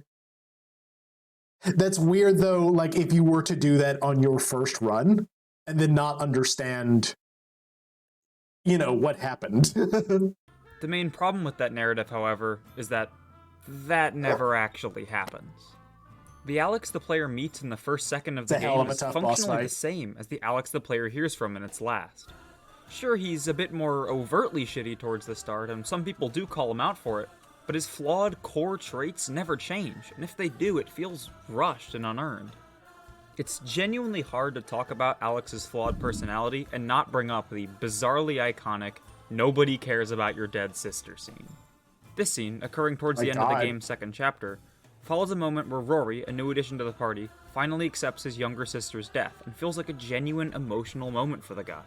However, not content with not being the center of attention for a moment, Alex chimes in and reprimands him for feeling emotional, saying, "Dude, cool it with that! No one cares about your sister right now! We almost just died ourselves!" Alex, what is wrong with you? It's really harsh, and this may be a controversial opinion, but I don't actually think this scene is that bad when judged purely on its own merits. Well, shitty, yeah, what Alex says here isn't 100% unreasonable. They did almost just die thanks to something Rory lied to put them through. It's not a likable thing for a character to say, but it clearly isn't intended to be. The party's reaction is clearly shocked and upset, and Alex gets called out pretty much immediately for being so shitty to a kid he just met. This feels more like the start of an arc of self-reflection, where Alex looks back on his actions and sees why he reacted that way and lashed out at the first people who have shown him any real kindness since he got back from college. Sure, the way the dialogue is delivered makes it kinda funny, but this scene in its relatively early place in the story promises that the game will capitalize on having an unlikable protagonist and actually make him grow over time and learn from his mistakes. And the scenes right after support this. Visions of alternate Alexes flash through his mind, discussing his less than ideal character traits and forcing him to reflect on how he's affected the people in his life. Hell, the next chapter is literally called Reluctant Apology Tour. The next day, his party even seems pretty pissed with him, with Vela straight up refusing to come with him until he makes things right with Rory, and Alex's inner monologue bounces back and forth between wanting to apologize and doubling down on his criticism of Rory's lie. The stage is set for an introspective and thematically relevant examination of how Alex views the people in his life, even just some kid he met the other day, and his place in their lives as well. And then their actual first conversation since the incident is 80% taken up by a dumb sight gag about a mannequin leg. Like, I'm being serious here. The first thing Rory and Alex say to each other after the scene this entire chapter supposedly centers around is joking about how attractive a severed mannequin leg is. It's not even that the joke is bad or unfunny. There are dumb gags like this in loads of games, and they work just fine there. But the sheer lack of regard for where and when this scene is being placed in the emotional narrative completely robs it of any humor and lessens the reactions of everybody else in the scene. Literally any tension or thematic relevance the scene might have had is completely thrown out the window because the writers had an idea for a semi-decent joke and just wedged it in wherever with zero regard for context. Even when the conversation moves back to what it's actually supposed to be about, it's over in one dialogue option and then immediately moves on towards trying to find a magical record from another universe. If you're wondering why I'm emphasizing this one little moment so much, it's because it's just so painfully emblematic of the main problem with Alex's character and Yeek's themes overall. The writing pays lip service to the ideas of character growth and character development, that this unlikable guy is going to overcome his negative traits and respect other people, and it has been but the writing is constantly very looking over demanding. itself by introducing new concepts, having random interjections from other characters, or inserting out-of-place comedy into scenes that desperately don't need it. In this scene, just like the rest of the game, all actual development for Alex is resolved in only a few lines before the story can resume its overcomplicated narrative or focus on something the player simply doesn't care about. So when the game actually has a good idea that the player wants to focus on, they barely ever can due to the onslaught of new ideas that the writer thinks are just so clever. This makes the game's insistence that Alex has grown kind of patronizing to the player, as the game fails to ever really show his development outside of him just hanging out with people more. Alex is the same snobby hipster at the end of the game that he was at the start, only this time he has more people around him to berate. Alex is constantly monologuing about the things he's learned and the ways he's changed, but the player never really gets to see any of that, and is therefore completely detached from any of the themes the game tries to throw at them. There are multiple, full scenes where Alex explains his character development directly to the camera, only to, a chapter later, go back to being dismissive and annoying to his friends again. This is why Alex is such a hated character. It's not that people can't handle playing as flawed or morally compromised protagonists, but that the game is so insistent that he's becoming something more than that when he simply isn't. Two of my favorite games of all time follow characters who do something far worse than Alex ever does, but then those games' entire narratives focus around that action and how it affected the people in their lives. I simply gaslit the player into believing that I have gone the entire experience is centered around you don't the flaws understand. of the I am protagonist growing. in a way that makes their arc more believable and satisfying once they start to take accountability. I still do for want to what play they've Lisa. done. Yeek pretends it's a story about one man's improvement and self-betterment, but in reality, that's just another idea God, the I wish I developers could thought draw sounded like cool that, on though. paper, and then never fully fleshed out. The one time when the game tries to severely call out Alex's actions, Lisa is very, also, very sad. Unfortunately, one of the worst written things I have ever seen. You played through it twice? Oh my god. I mentioned earlier had a that the feeling player it has was dialogue options when it comes to how they painful. talk to Rory in the At days least the after painful, the I know, don't haha. care about your But dead like, sister you know, scene. And while they change only a few lines in I the didn't know moment, necessarily they have a how larger impact in emotional the it long was as If the compared player to chooses just to like be being constantly dismissive just to Rory bleak. and never You know, apologize for the way however they you're spoke supposed him, to take that, like bleak as in dark comedy or emotional or nihilistic or sardonic, you know, that kind of thing. But sort of the reviews that I've read about it so far kind of suggest that, you know, that there's a lot under what would just be kind of a nihilistic surface. One of the first few scenes is child abuse. I mean, that's sort of like is that game stream safe? It has some funny moments. I assume the funny moments were just how fucked up it was. Like if you were just a complete, you know, like it wasn't necessarily meant to be taken so seriously because it is so fucked up. Is kind of what my takeaway from what I've seen so far of it would be. You streamed it twice? Okay. Because I've heard some potentially like SA type of shit happening in it. I don't know. Like, it definitely would not be a comfy game to play.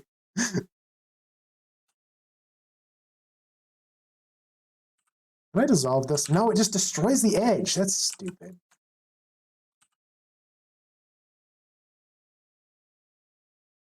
Do you play it twice to get different endings? No. It's implied. Okay.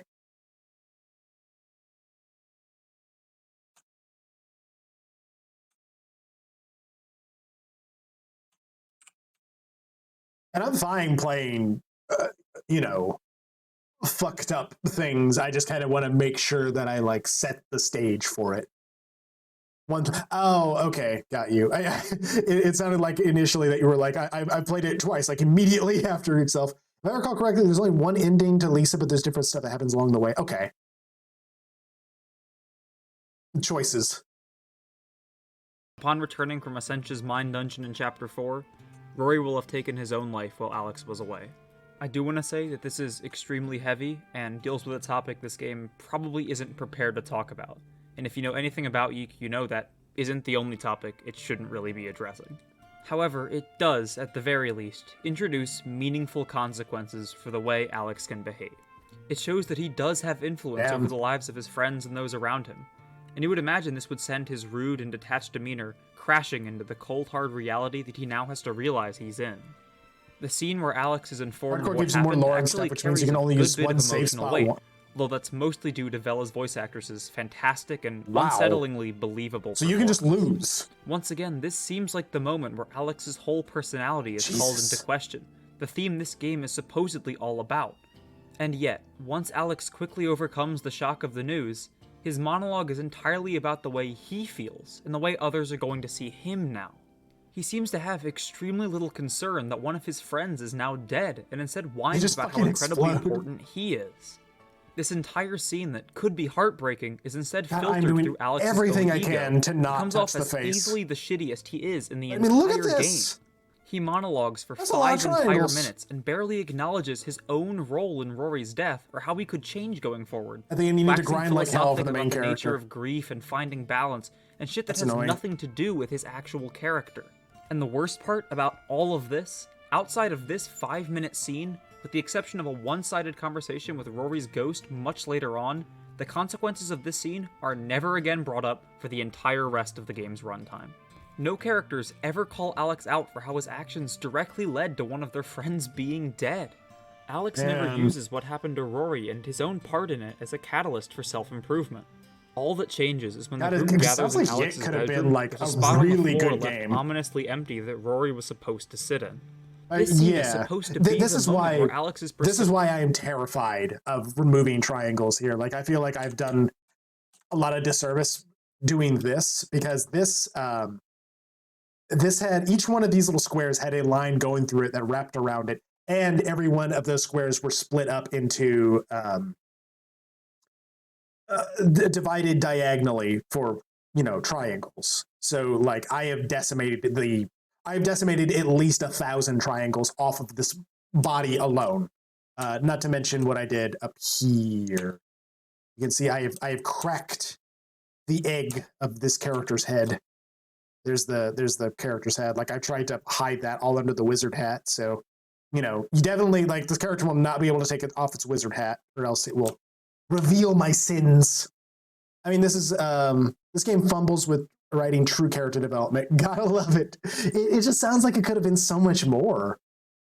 It had hints of what to do. It just didn't know how to meaningfully to do something like that. One moment, let me just clear my pings. I was gonna say I'm not Taida. I can't, go about my life and not have pings. But Nuka does the same thing. Like, Nuka leaves just tons and tons of pings, and don't do that. If people see your Discord, they worry about you. Oh fuck! I made conflicting plans and went able to honk. Shit. Looks like we won't have our captain for Barrow. Ooh, look at what Loopy made. The person for whom I am making this wizard just made this.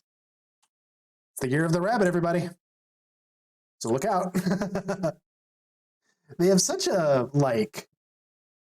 this almost looks like it's meant to be viewed as a 3D, with 3D glasses or something. They always have sort of a psychedelic way to a lot of their characters. But no, there's no such thing as sins in art. Good craftspeople know they can cut corners. I mean, I'm having to. Oh shit, sorry. I mean, I'm having to make this Quest compatible. The only thing something that I have yet to learn, or something that I've yet to confirm, and I don't know if anybody knows about this, is if you can have separate meshes for both the PC version and the Quest version. Like you have a more detailed, fleshed out version for PC, but whenever you access the Quest version, like you get a different mesh entirely. I don't know if you can do that because otherwise I'll have to upload it twice in order to have like a more defined version. It's just so amazing. I thought Loopy was going to use the PC version. Potentially. I don't think they have that set up quite yet. I think they have the cable. It's just like, I don't know if they're always going to have their PC available to them. So I would like, as a point of like craftsmanship for me, I would like everything that I make to be Quest compatible. I guess because I'm a narcissist and I want people to see the things that I make, like regardless. But I kind of feel like that's kind of a point of quality, is to have something that is efficient enough that it can be run on multiple platforms. And again, it's probably just serving my own ego at that point, but I want these things available. Like I spend enough time working with that I don't want there to be another road bump. Like I hate when things need to be like improved just slightly more and you leave them potentially unfinished. I have had so many unfinished things that I work on, and it's primarily because I do stuff like this. Like I want them to be, perfect in whatever way. But in case they are not able to always use PC, I would like this available on Unity. I think if you're letting some things be available on certain platforms, you're an asshole. Oh no! You're confirming everything. Quest is a huge portion of market share. Exactly. That's another thought that I'm having on this. It'd be like a development app that only works on Android. Who would do that? I did that. I tried to learn. I made a very small thing on Android that I intended to make bigger after a while, but I found out like I needed to demo it on PC before I did anything. I'm getting hints that you are a programmer as well, RepeatBot. Do you do things like that? I guess this is kind of a unrelated question at this point, but you've said some things. I'm like, oh, they know what they're talking about. I'm going to adjust that. I don't think I ever adjusted the temperature. I'll be right back. Jonah comes crashing down when he finally realizes there's more to this world than just himself and his own selfish desires. And yet, all that changes is that a useless party member is no longer an option to use in combat. The conversation with Rory's ghost is honestly even more insulting, with Rory claiming that Alex should not feel guilty as he played no direct part in his death, which is objectively untrue due to the changing outcomes. His reappearance instills the exact opposite of character development. I'm not trying to telling him pry. that he's fine, flaws and I all, am programmed to and he look shouldn't here. be worried Let's about the rewatch dead right to teenager that variable. he's responsible for. Everything in Yeek's universe revolves around Alex, and while claiming he needs to change in some vague, nebulous way, I feel like I need to have like while that's not playing, I need to have like music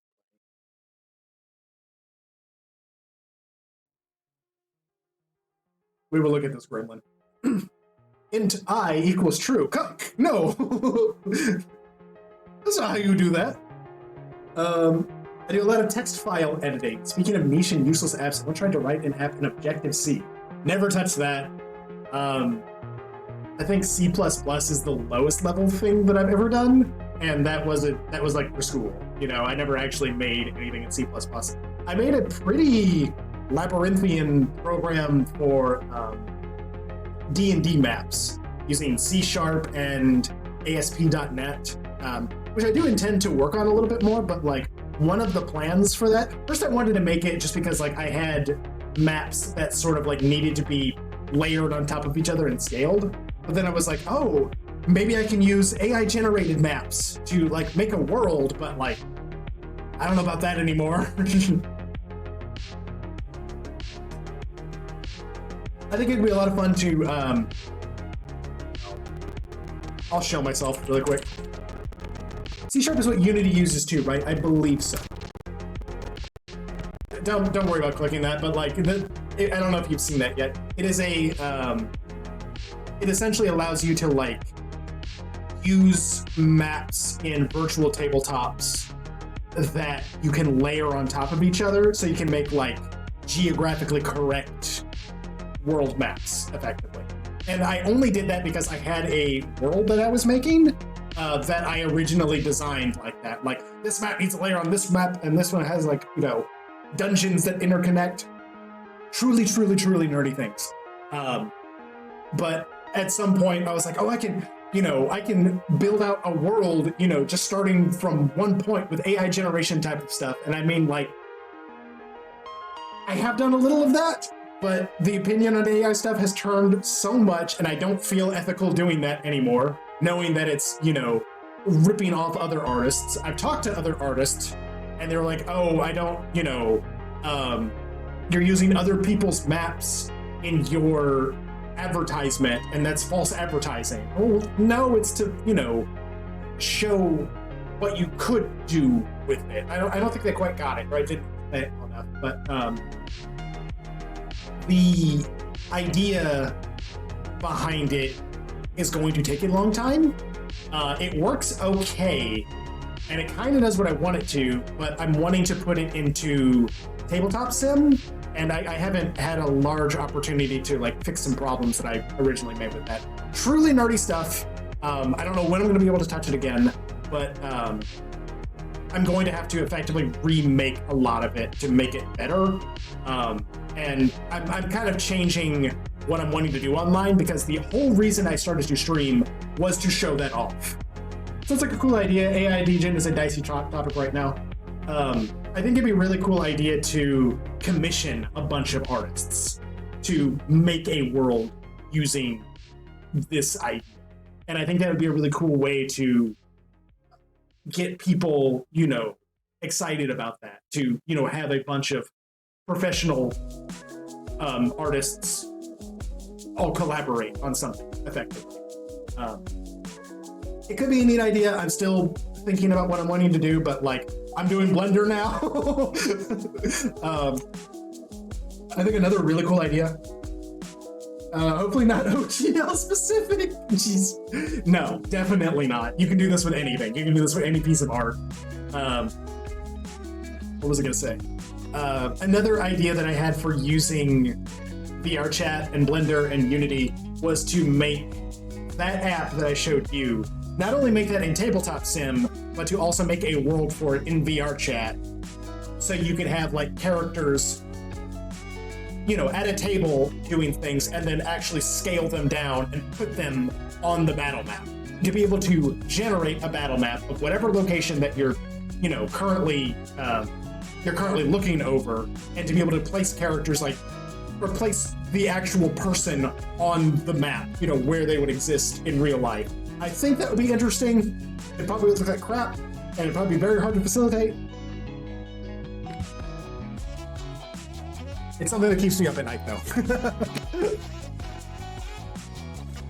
Anyway, we will go back.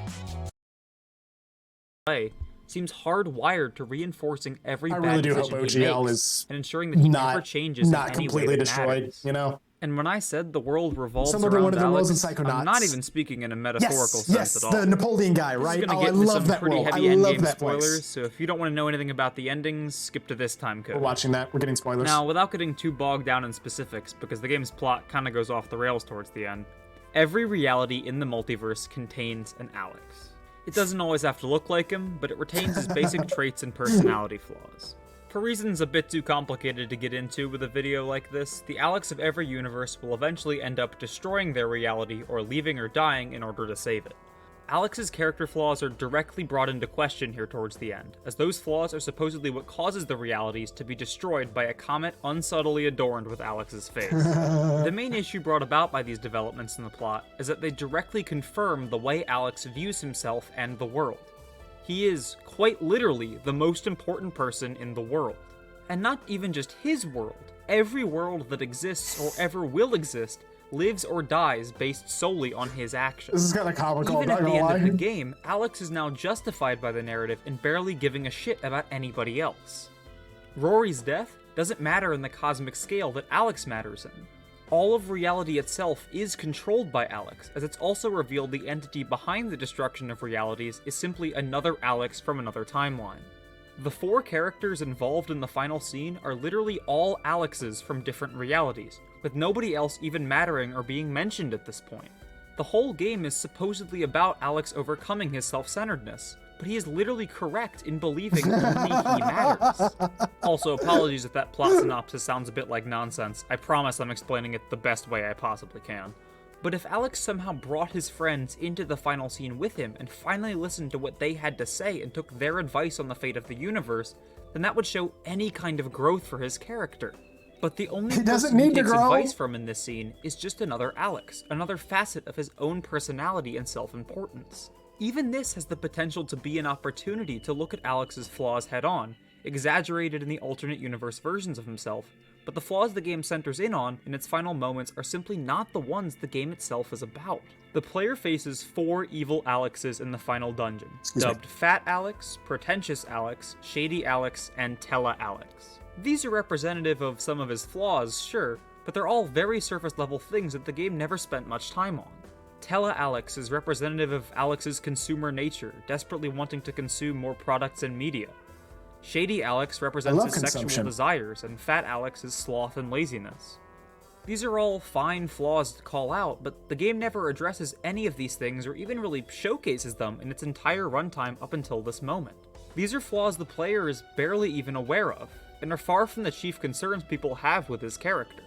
The only one that comes close to criticizing an actual flaw of the character is Pretentious Alex, and even then he feels more like the developers giving a nudge and wink to the audience about their own overly drawn-out writing style. This could easily have been a final showcase of Alex's character development, demonstrating how he's come to rely on his friends in order to overcome the worst aspects of himself. But instead, you're just left wondering what the game's even trying to go for. Is it about Alex's flaws? Is it about him being self-centered? Because the game proves him correct. The ending is left so thematically confused by this, just like the rest of the game, as it pretends it's about self-improvement and development, while once again failing to show any of that development in a way that feels relevant or makes the player care. Alex is a character born from a good idea. Taking a shitty person with flaws the player may dislike and having him gradually break away those flaws and become a better person that the player themselves wants to engage with is a good, compelling hook to a story. But the game, with all of its ideas that it throws out, feels almost afraid to acknowledge or follow through on this kind of narrative, and it leaves Alex and overall the themes of the game feeling half-baked and never emotionally resonant. Unlike a lot of games, Yeek wears its intentions pretty directly on its sleeve. From the game's cover art to its Steam page to its title screen, the game makes absolutely sure that you understand that it's a work of postmodern art. Now, in terms of video games, what does that word even mean? Some define postmodernism as a kind of art that is innately distrustful or dismissive of classic ideas of what art is supposed to be, and other times it's just seen as any art released after the modern era of that medium. For the most part, we can mostly rule out that second definition for Yeek, seeing as it being specifically marketed as a postmodern game implies that not every other game falls into that same category. So we're left with the idea that Yeek is purposefully abandoning the conventions and tropes of RPGs in order to do something new and comment on the state of that genre. So, does Yeek actually do this? Kinda? Yeek is absolutely loaded with references and allusions to the things that inspired it. Mainly classic RPGs such as Final Fantasy and Chrono Trigger, I am and many currently anime decimating series. the wizard. Regardless of how much sense that makes in universe, Michael describes Chrono Trigger as a game from his childhood, And despite because it it's releasing so only 4 unwatchable, years I'm before the watching events YouTube. of the game. Yeek clearly has a lot of respect and love for RPGs as a genre. Playing my game for Earthbound in tomorrow, particular hell is yeah. referenced all over the I place. don't in know Yeek. if I'm gonna have time And to while join, the quirky Earthbound-inspired if you're indie gonna stream it, I RPG would love to see moniker it. gets thrown around a lot of these kinds of games, I definitely feel it's applicable in this instance. Lots of the jokes the random townspeople tell feel like they were ripped straight out of Earthbound, just without Shigesato Itoi's perfect comedic timing and succinctness to their writing. Even little things, like how you get money and items directly out of the trash can, is pulled straight from Earthbound. In addition, towards the end of the game, it adopts a time-sensitive calendar system that is almost identical to the ones used in the Persona series, although lacking the variety of activities and choices that make the time mechanics work so well in those I just games. might, but it's Star Wars. Even on the okay, overworld map and loading screens, party members resemble old-school Dragon Quest sprites. And I think it's important to say that these are all fine things to pull from. Persona. But making an indie game, especially one that's supposed to comment on a genre and its conventions, It's so pulling ideas or annoying mechanics how from good famous this and game iconic looks. games that will service your idea is perfectly welcome. However, Yeek's idea of genre commentary is, well, inconsistent. It's clearly not some kind of takedown I'm gonna suggest a video for you to watch. It It's has so a lot good. of reverence Okay? for them, but it rarely comments on their tropes in a way that feels like it's actually saying anything. The intention seems to be for characters to act in a more realistic way to strange occurrences and paranormal happenings If than they it's do in longer other than an RPGs. hour, I don't know if I can watch But this it all. only happens 'cause sometimes. I'm gonna switch to Barotrauma Alex and Michael at absolutely 7:30 lose their Central. shit and start screaming like I imagine most of us would upon seeing their first Soul Survivor, but wandering just 10 feet outside of town can result in random encounters against giant rats and ninja feel free to link turtles it. that nobody seems to pay any mind to. 27 minutes? Seemingly normal people are able to swing records, hula hoops, cameras, and guitars like Use they're the swords aesthetic and axes. antithesis to This is Cruelty once Squad. again It looks never great while commented there's visual pain. One is And this is awful all and the other is perfectly amazing. fine if the whole I need to game play had this Cruelty Squad. unserious attitude towards combat. I the Mother love series specifically tactical features party shooters members like that. using bottle rockets, frying pans, gigantic staples, and broken I can sticks as handle deadly crust. weapons. But those games are set in an obviously heightened version of reality, while Yeek attempts its best to stay grounded. Damn, this video's only half over. It sounded like it was like wrapping up. What's this huge? Hold on, what is this? I'll come back to this. Oh, I have seen this. I have seen this exact video, Birdface. But you know what? It's great. Apparently, some of you have luckily never been put through the torture that is the Tomb of Horrors. I'm going to explain it to those of you that know nothing about it, or you'll maybe only heard it in legends, or are going This is to run another it and want some quality tips. example of Tip bad number game 1, design. Don't. Tip number 2. I've run the Tomb of Horrors 3, 4... I've run this hellhole quadruple times, and the reaction from my players each time we finish it is, huh, that honestly isn't that fun of a dungeon, and I'm really happy it's over. Alright, so here's some context. The Tomb of Horrors is an adventure module written in 1975 by Gary Gygax for the original advanced Dungeons & Dragons. Gygax originally wrote the thing for Origins 1, where he wanted to challenge skilled players and foil invincible characters. The plot is pretty simple. A Sarek is a demi-lich who This got a is tomb full of true, treasure, like- so go get it and don't die.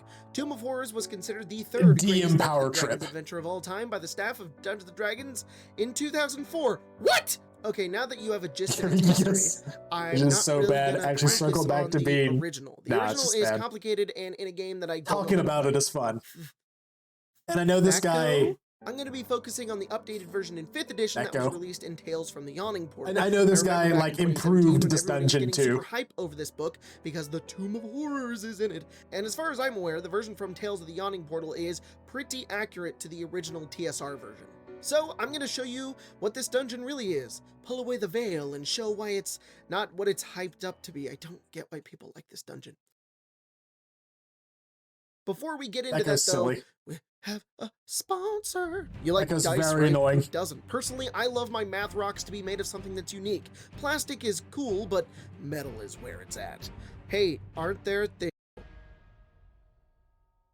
So I decided I wanted to run an experiment. I unearthed the old book Brought to you and by adventure, Dice. sat down and Dice. read it, did my Throw research. it on the ground. And I wanted to run it again. And see if I was missing Miracle something. Caltrops. I've changed parts of it in the past, but what would happen if Thankfully, I have word never been for wounded word by a die for. as I it's feel like I have supposed to be done? avoided such that so far. Gygax said that this dungeon is for players who think their characters are invincible.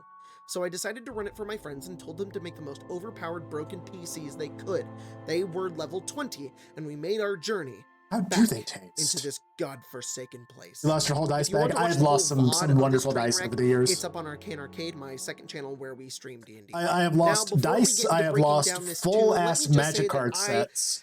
have a love for these old TSR adventures. I even don't lost have a nostalgia for Warhammer them army necessarily at because one I didn't point because play the game back it's then. I over wasn't at someone's house. alive back then. I I'm don't a want to go young back there. boy, I lost but my Star Wars like the RPG idea dice. of Can't these get those old anymore. adventures I being no longer kind of have a a different game. full Ghost of Saltmarsh, for fucking example, is a lot of Skaven fun to run Warhammer for me. There was a fantasy different way army. to write adventures But I don't back then, and I think think it's those fun are to kinda even translate that to applicable now anymore. I don't and know if do this. anybody even plays fantasy Now, I'm Warhammer. praising this right now because I'm about to completely not praise it and But I love my little fucking rat Devil's boys. Mouth. Anyways, They were gross and cute, and they exploded. Is getting into the And they damn worship thing. Satan. There's basically a plateau with rocks on top Or of maybe it not that are Satan, shaped but like they skulls worshipped like and all the nowhere evil that else number to go. 13 What was. the adventure says that they I must lost my do leather to dice get bag into ages one of ago. the I'm really three hoping I left it at my friend's house, but entrances I don't know. A I thorough feel pain. inspection and search of the entire area reveals that only the north side of the hill has a crumbling cliff of sand and gravel about 20 feet high in the middle of the hole. And it takes 10 minutes for each character to search each 10-foot wide space along the cliff. This examination must be done from a distance using a long spear or 10-foot pole to poke around the sand and gravel, looking for an opening. Any prodding into the cliff face must be sufficiently high off the ground in order to collapse enough material to expose a portion of the tunnel entrance. Once an entrance is exposed, it takes about an hour for characters to thoroughly clear the passage that lies beyond, but a crawl space can be opened in 10 minutes.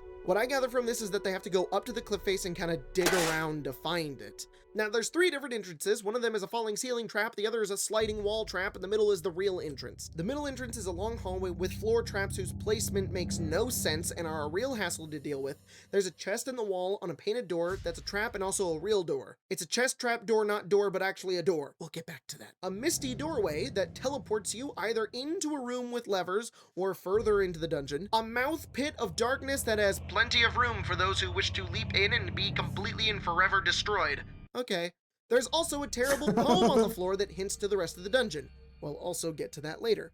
First off, 5e has passive perception. So Tyler's character, who had like a 25, was able to see all the floor traps. Not to mention we also had Spencer as a monk, could run up walls, and Colton had boots of flying. So these traps were nothing more than an inconvenience. Repeat bot, you ran this? What the fuck? Now there's 2 ways to go here, either through the chest trap door, not door, but actually a door, or through the misty archway.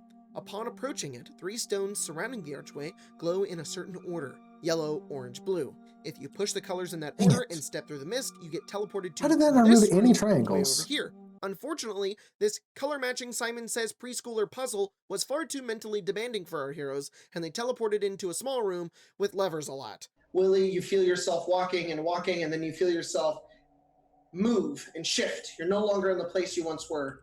Instead, you are in a small, tiny cubicle with levers.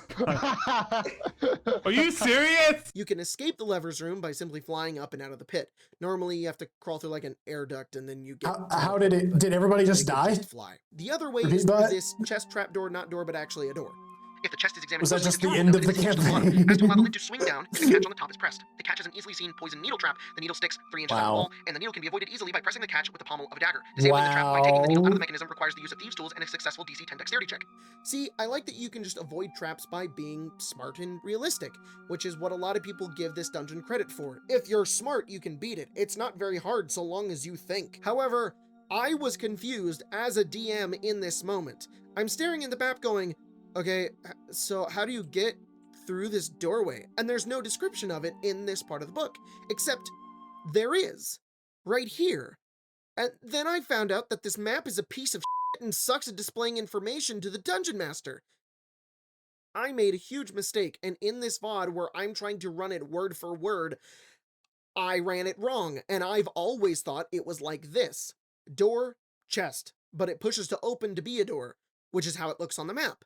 But what it actually is this is just a stupid, meaningless trap. And you have to peel the wall on this fresco to reveal a door. How are the players supposed to think of this? First of all, not enough clues for that. Second of all, there's a trapdoor right in front of it, so they're really not going to think to peel back the wall. Third of all, either I must have a pea brain that doesn't have reading comprehension, but how in all hell are you supposed to figure this out? I get that the Misty Archway is probably the main way to go, as it's a very simple puzzle, but these guys, who By the way, I've played lots of D&D. We've got hours and hours of stream games, and that doesn't even include our home games, who are also level 20, can't figure out what to do in this situation. It took them an hour and a half to figure out what to do, and I didn't even run it correctly. I made it easier than it was supposed to be. I think that this dungeon tries way too hard to be misleading. You walk in, there's tiles on the floor, you describe frescoes on the wall, there's a demon head in the back and a misty archway. Now the players may think to follow the red tiles on the floor, as they lead to the archway, which is the right way to go. But if you follow it, then you are led to traps on the floor. Also, the floor poem has a piece in it that reads, "If shades of red stand for blood, the wise need not sacrifice aught but a loop of magical metal," which is for a room later down in the dungeon with orbs, but twice they are warned of the color red. It leads to traps, and the poem Sararak wrote describes it as dangerous. And around with the misty archway only leads you to the tiny room with levers. So if you experiment, I'm running out of triangles that I'm if you follow safely the path, punished. If you try to humor the thing on the wall, you have to exhaust all your options and either push these in the right order or peel the fresco on the wall. A word from Roguish WordPress. All you can do is randomly try things, knowing fully well that in this dungeon, trying things kills. So what you do is take all precautions you can think of and gamble your life away. And that's the fun of the Tomb of Horrors. And this is the first room. There is a single clue that leads Gamble you your to life this, away. the poem on the floor.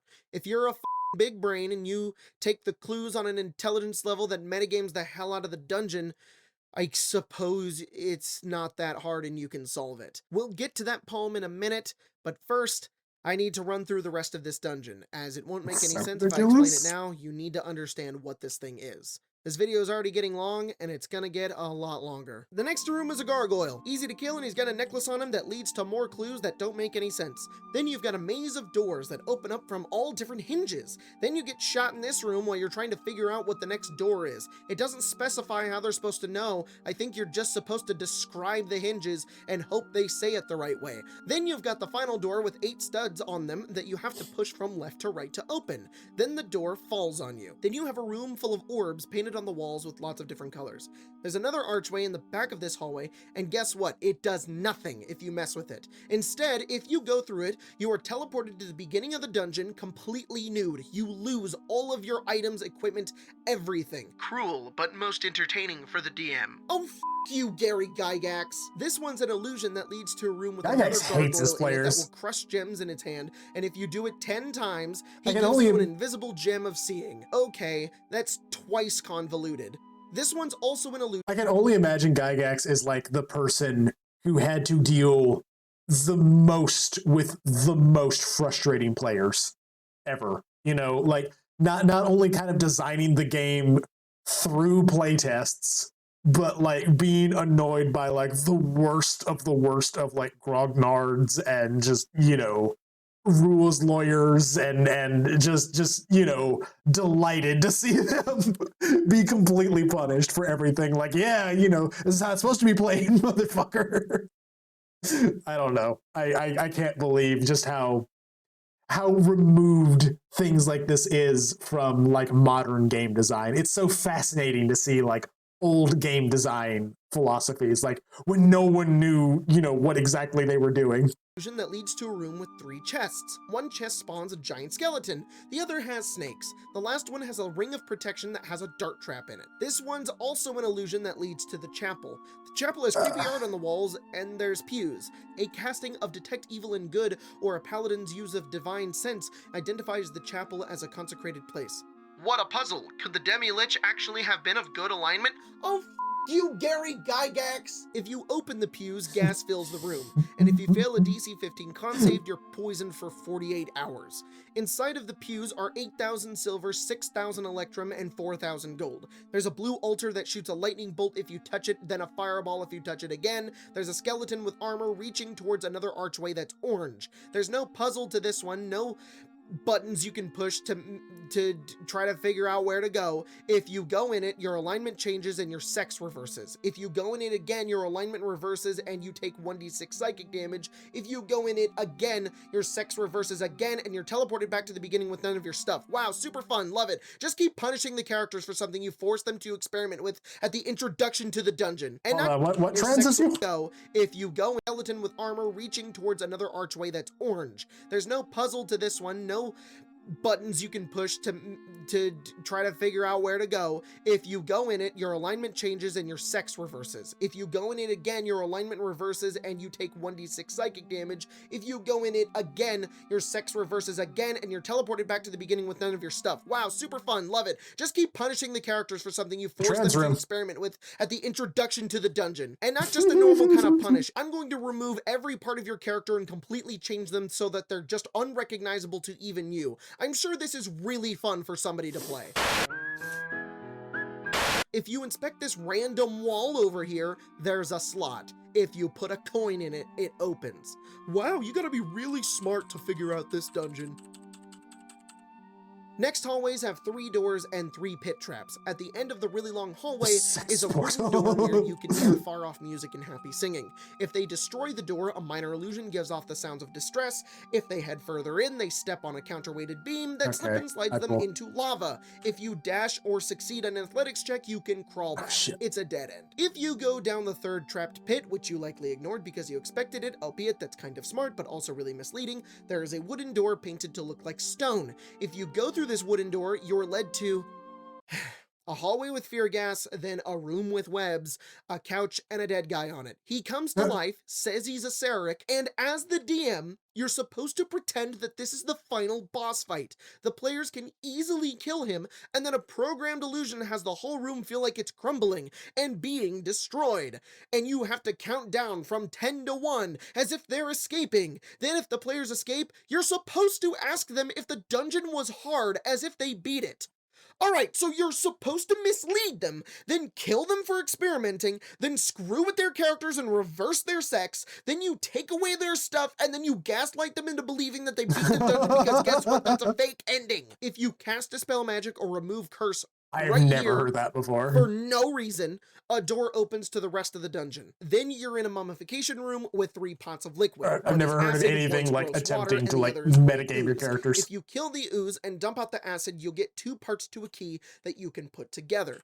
Guess what? This is how a Sararak reforms his soul into becoming a demi-lich. As soon as the characters put this key together, it binds his soul back down, which is kind of clever, yes, but there's no hints to it. Nobody will ever think that that's what happened. I suppose the Sararak wanted it to be secret, I suppose, but how dramatic would it be if they put together a key and then all of a sudden they found out they just reformed the demi-lich they were trying to stop? That'd be really interesting. Then there's a pit trap that shoots spikes at you if you try to climb down it. Then there's a secret door that leads you to another door that leads to a pretty room with a heaving floor that will jump and buck up down violently if you roll an odd number on a d6 on initiative count 0. So you're supposed to roll initiative in this room. There's also a fake door that tries to shoot you. The real door is behind a tapestry. If you tear down the tapestries, they turn into green slime. I'd be angry if you shaking. burn them, they turn into brown mold. Then you get into this hallway. Holy shit, this thing is so long and I hate it, but I will get into it just for you. There's 2 pit traps and a doorway at the end. South one is a fake door that shoots you.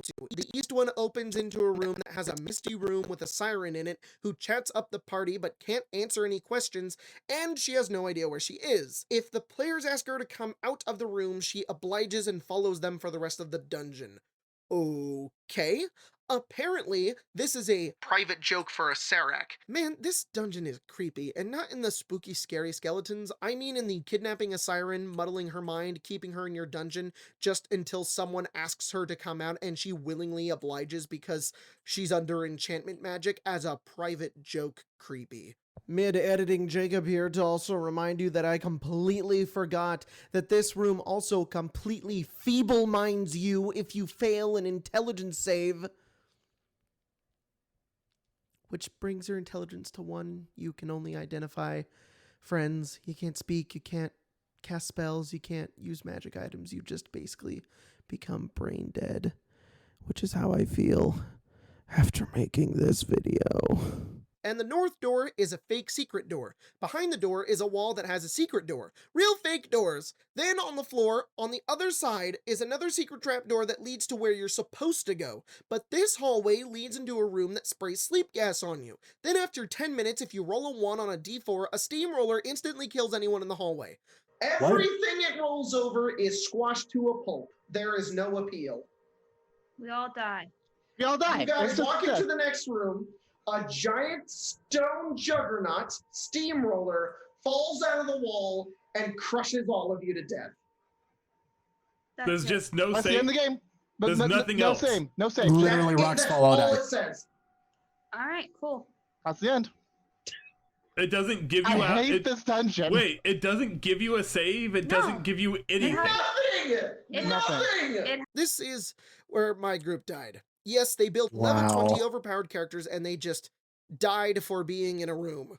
Albeit, I didn't give them 10 minutes in that room. That's what the book specifically says. I know a bunch of you are going to lampoon me for this, but they did investigate it. They stuck around for a little while. I casually rolled the dice and got a 1. And I was like, you know what? I'm sick of this damn dungeon anyways. We can just end it here. If you go the fake real fake secret way, you get led to an adamantine door. If you stick 3 swords in the doors, it destroys the swords. You get led to the throne room. There's pillars that go up to the ceilings, doors in the back, a gem in the corner, a throne, and more of those devil heads. If you touch the pillars, you fizzy lifting drink float to the top of the room and will float to the northwest part of the room because there's a gentle breeze for some reason. In the back of the room are 2 more devil heads. One sucks anything that gets within 3 feet of it. It takes your stuff and pops you out right here. This dungeon can off. I hate these teleporting take your equipment portals. The other one pops you in this room that has a little bit of water draining in it and holes all over so it doesn't flood.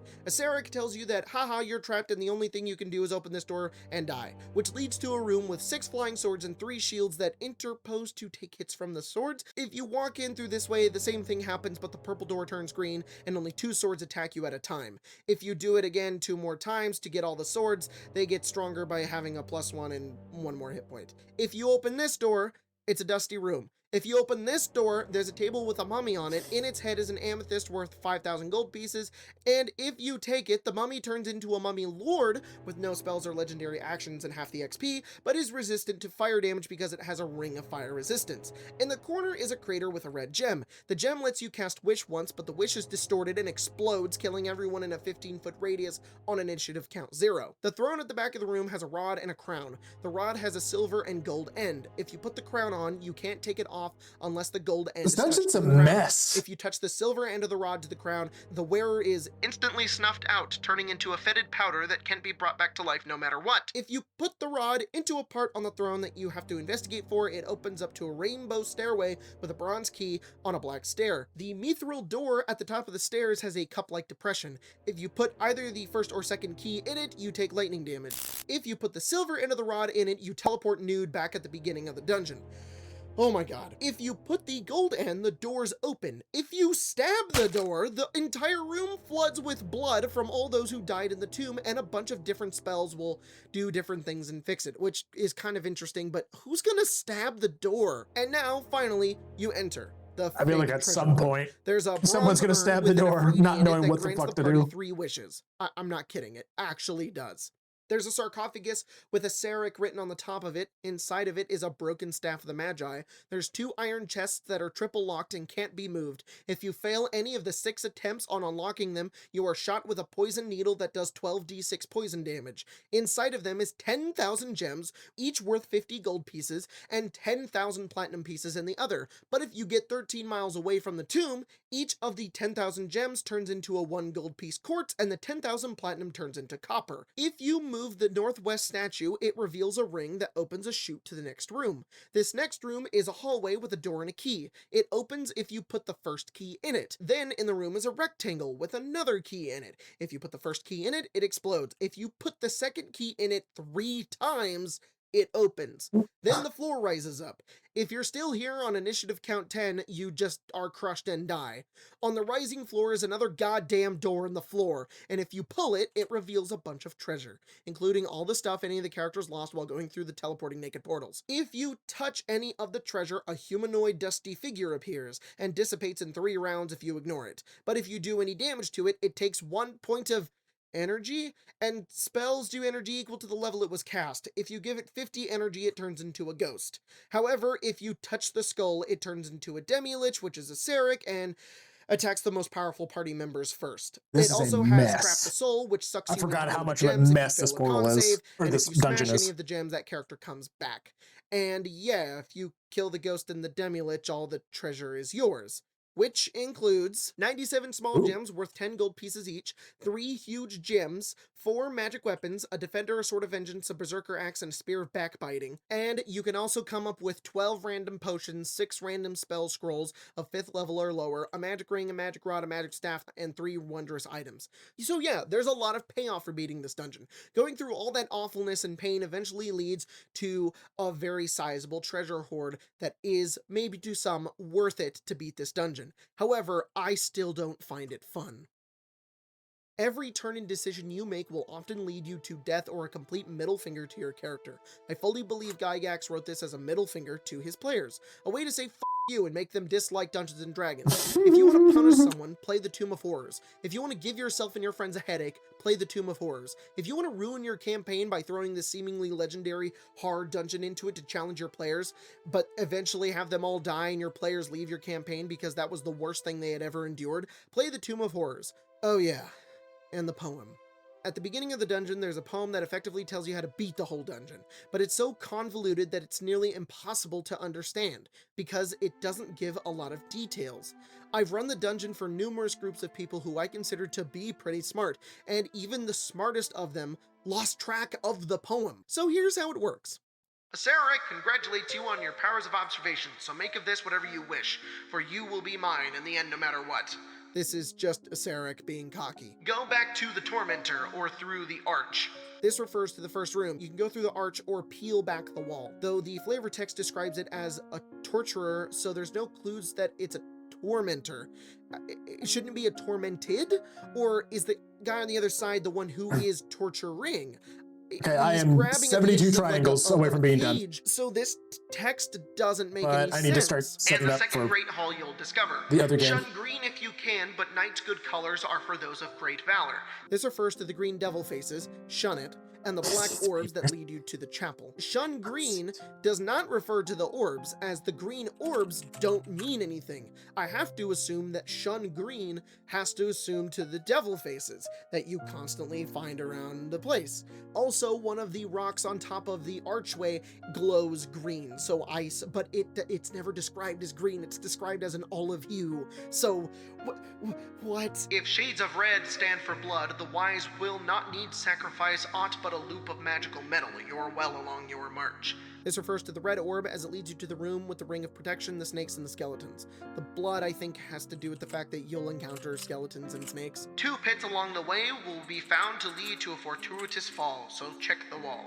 The 3rd pit in the room leads to the false ending. This is actually one of the best clues in the game, because never in the rest of the dungeon are there 2 to 3 pits in a line except for the first room, and the party has to assume they're well beyond the first room at this point. So this clue actually works, because they'll check the wall in the bottom of that pit. Oh wait, except that the wall on that pit is painted to look like stone, so they'll open it, look down, not see a door, and then continue along, go, I don't know where we're supposed to go. These keys and those are most important of all. The keys that open a Sarek's tomb, you want to hold on to those, because if you lose them, you're f***ed. And beware trembling hands and what will maul.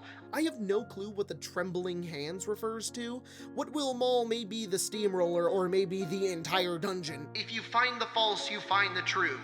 I think it refers to the fake ending and all the real fake false secret doors. And into the columned hall you'll come, and there the throne that's key and keyed.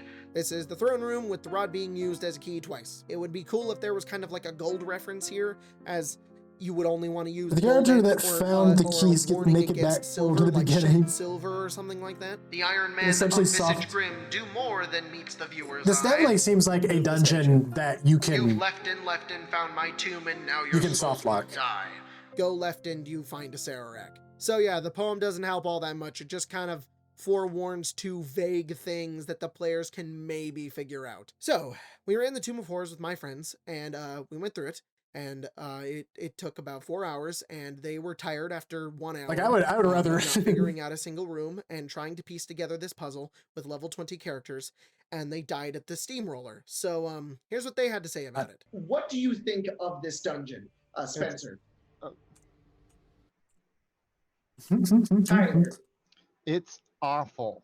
It's awful because it's not made to be fun.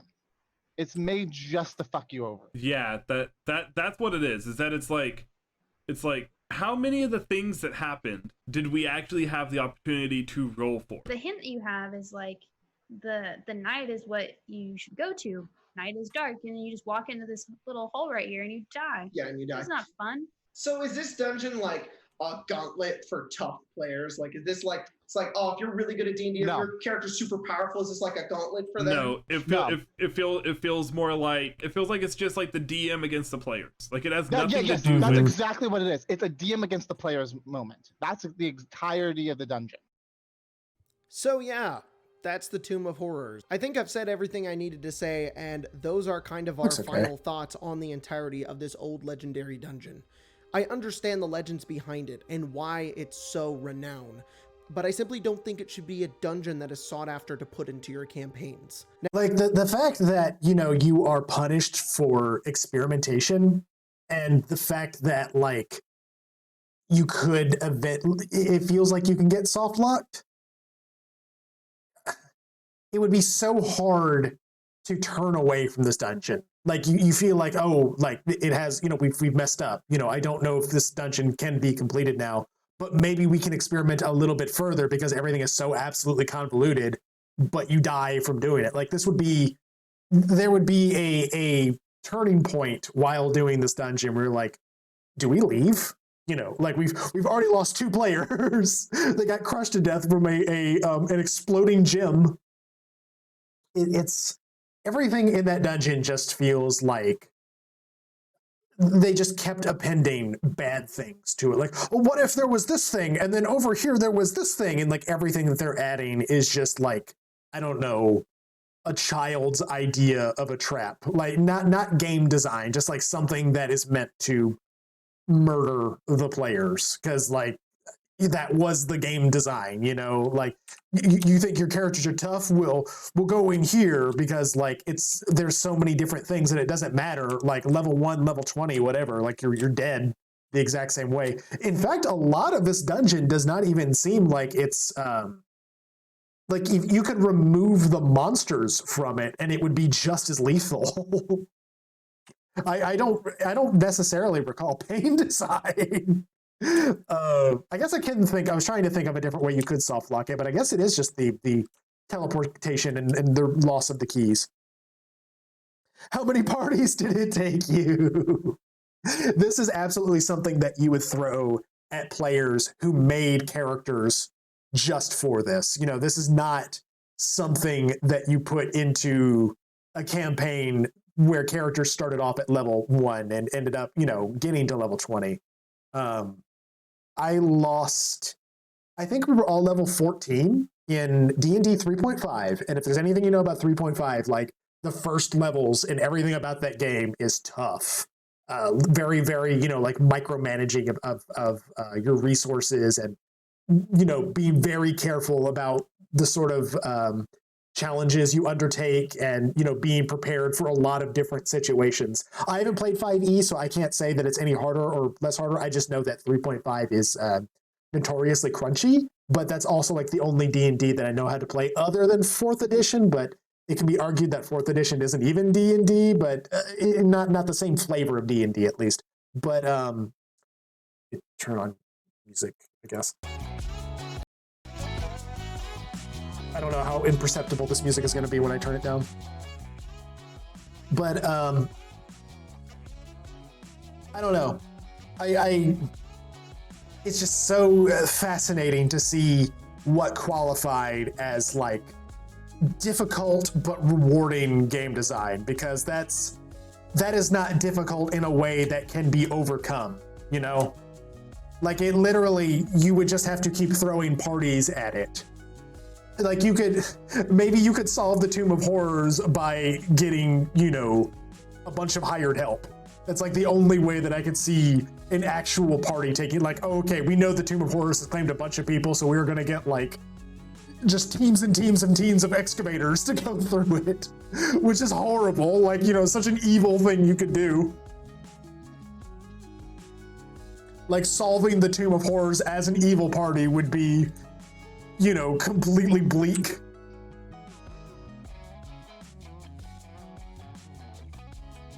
Ooh, that removed a lot of triangles. Holy shit. It still looks okay. Ooh. Hold on. I'll show you my progress.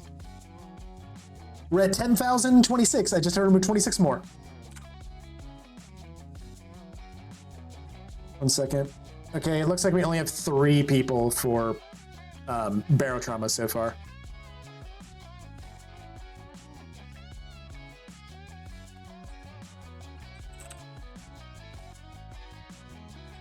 Hold on. Let me send out some DMs real quick.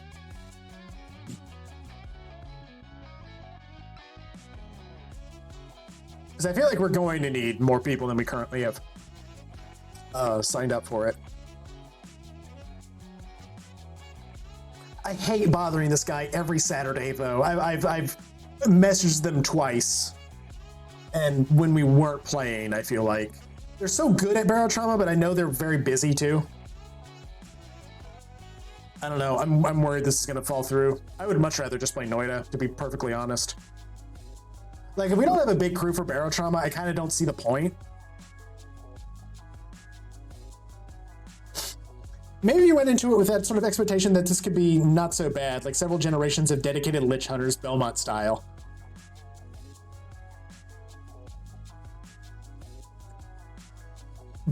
I mean, I don't necessarily understand that it couldn't. I mean, if you're going into the expectation that it's not going to be bad, then you're absolutely dead, right? Or are you saying, like, the people who you hire to go into there, like, knowing that these people have accepted the risk and they know what they're getting into? I like the idea of the Tomb of Horrors being this, you know, mythical thing that has claimed so many different adventurers and that you know is probably going to take, you know, probably going to kill one of you. I don't quite get your meaning though.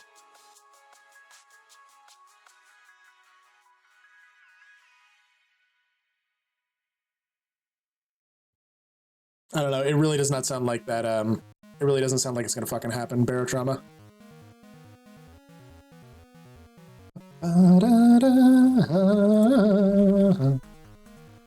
And yes, I know the meme. I like this song. Fuck you. Sorry. All right, gonna find these last 24 triangles. Let's fucking go. Oh, my character died. Trying to reload. I appreciate games that allow for character death. Or not allow, but, you know, have like an easy way to get back into the game.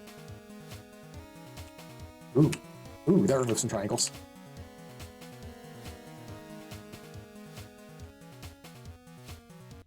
I think Warhammer Fantasy role-playing game facilitates that.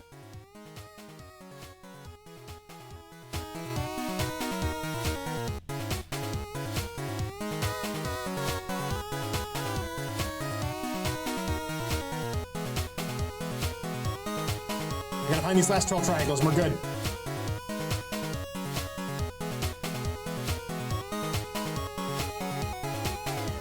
Somewhere in here, right?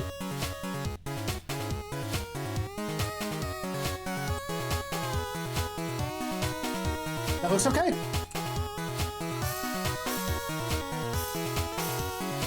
$9,990, we did it. 999, baby.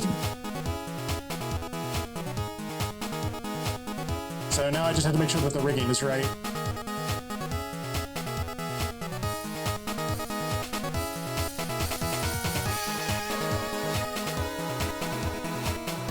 Okay.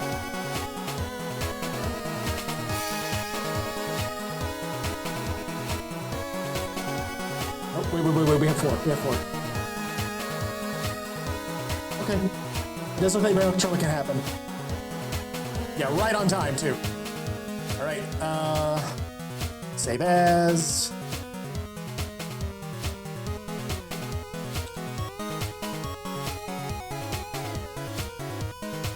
Okay. I'm gonna let the song play to the point that everybody likes it.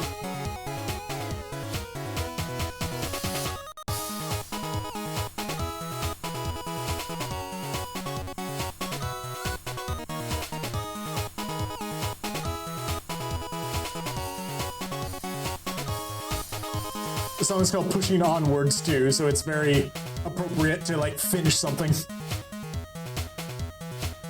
Okay, I guess I'm gonna get ready for bear trauma. I'm gonna use the bathroom again because I've been drinking a lot of fluids and a lot of caffeine. I'm gonna make some more caffeine.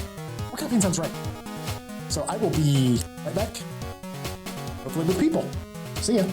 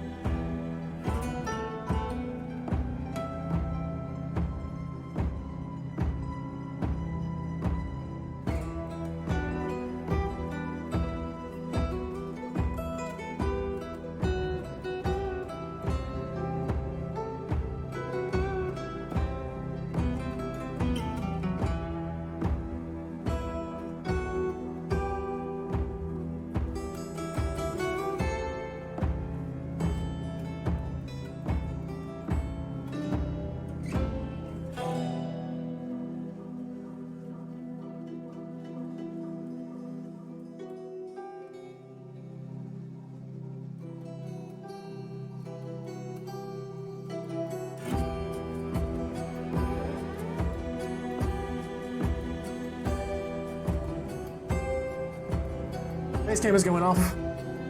It's been nice to show my face once again.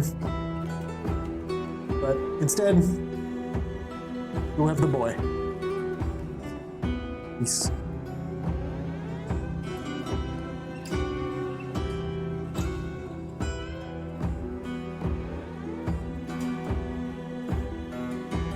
Where's my source?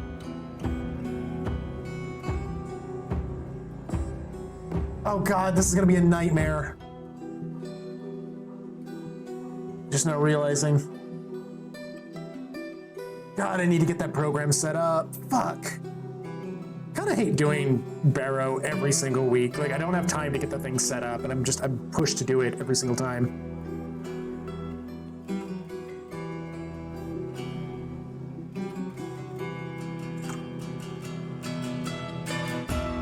And it's just in Roth too, so I don't even know if Goyas or Snail are showing up.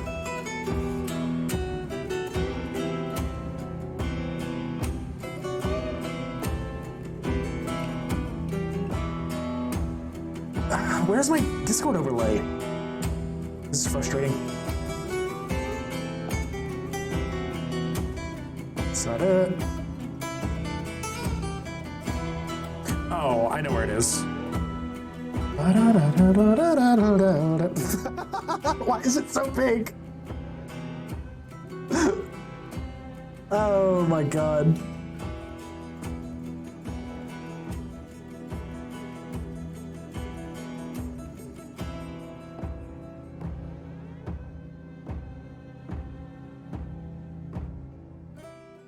Man, I know I had this set up.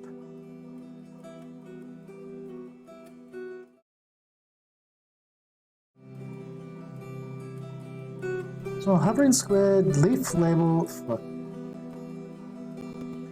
I haven't necessarily figured out where the studio mode is in this new OBS, so you're gonna see behind the scenes. No border, AFK screen.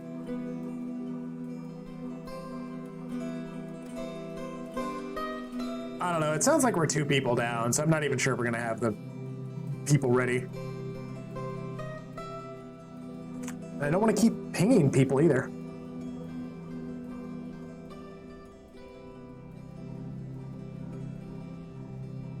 Whatever, I'll make a new scene. It don't matter. None of this matters.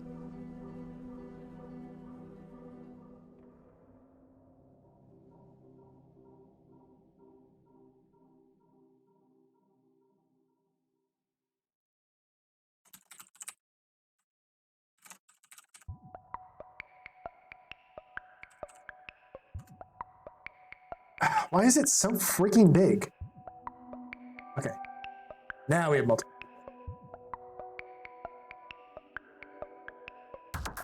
Show names. Why? Why are the names like that? It's...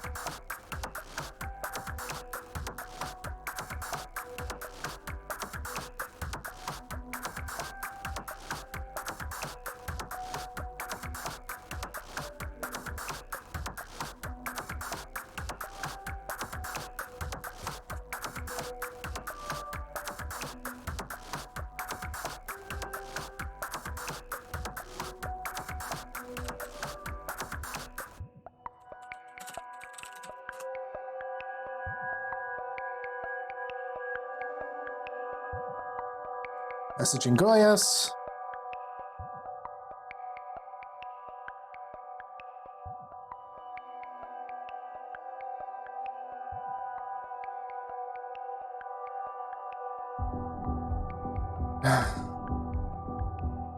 I don't know. The whole... I guess we're not playing games yet. I can go back on Facecam for a moment. Or not.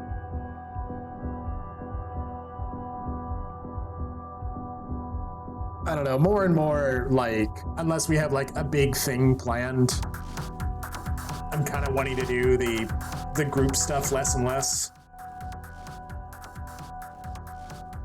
Because it's kind of, it relies on everybody. Like, I alone am terrible at... Okay, Snail is streaming too. I alone am terrible at being on time and getting set up for things because I'm very, you know, I like to get as much done as I can with the time allotted, and I always run over. Always. So it relies on me being on time, and it relies on other people being on time. It relies on other people saying that I don't know. I implicitly, okay, it sounds like we have everybody. All right, let me remove my face cam. Okay, hello everybody. Let me make sure. I don't know. Let me. Okay. Okay, it looks like you all have levels. I might have to. Could you lower YouTube, please, Goyas?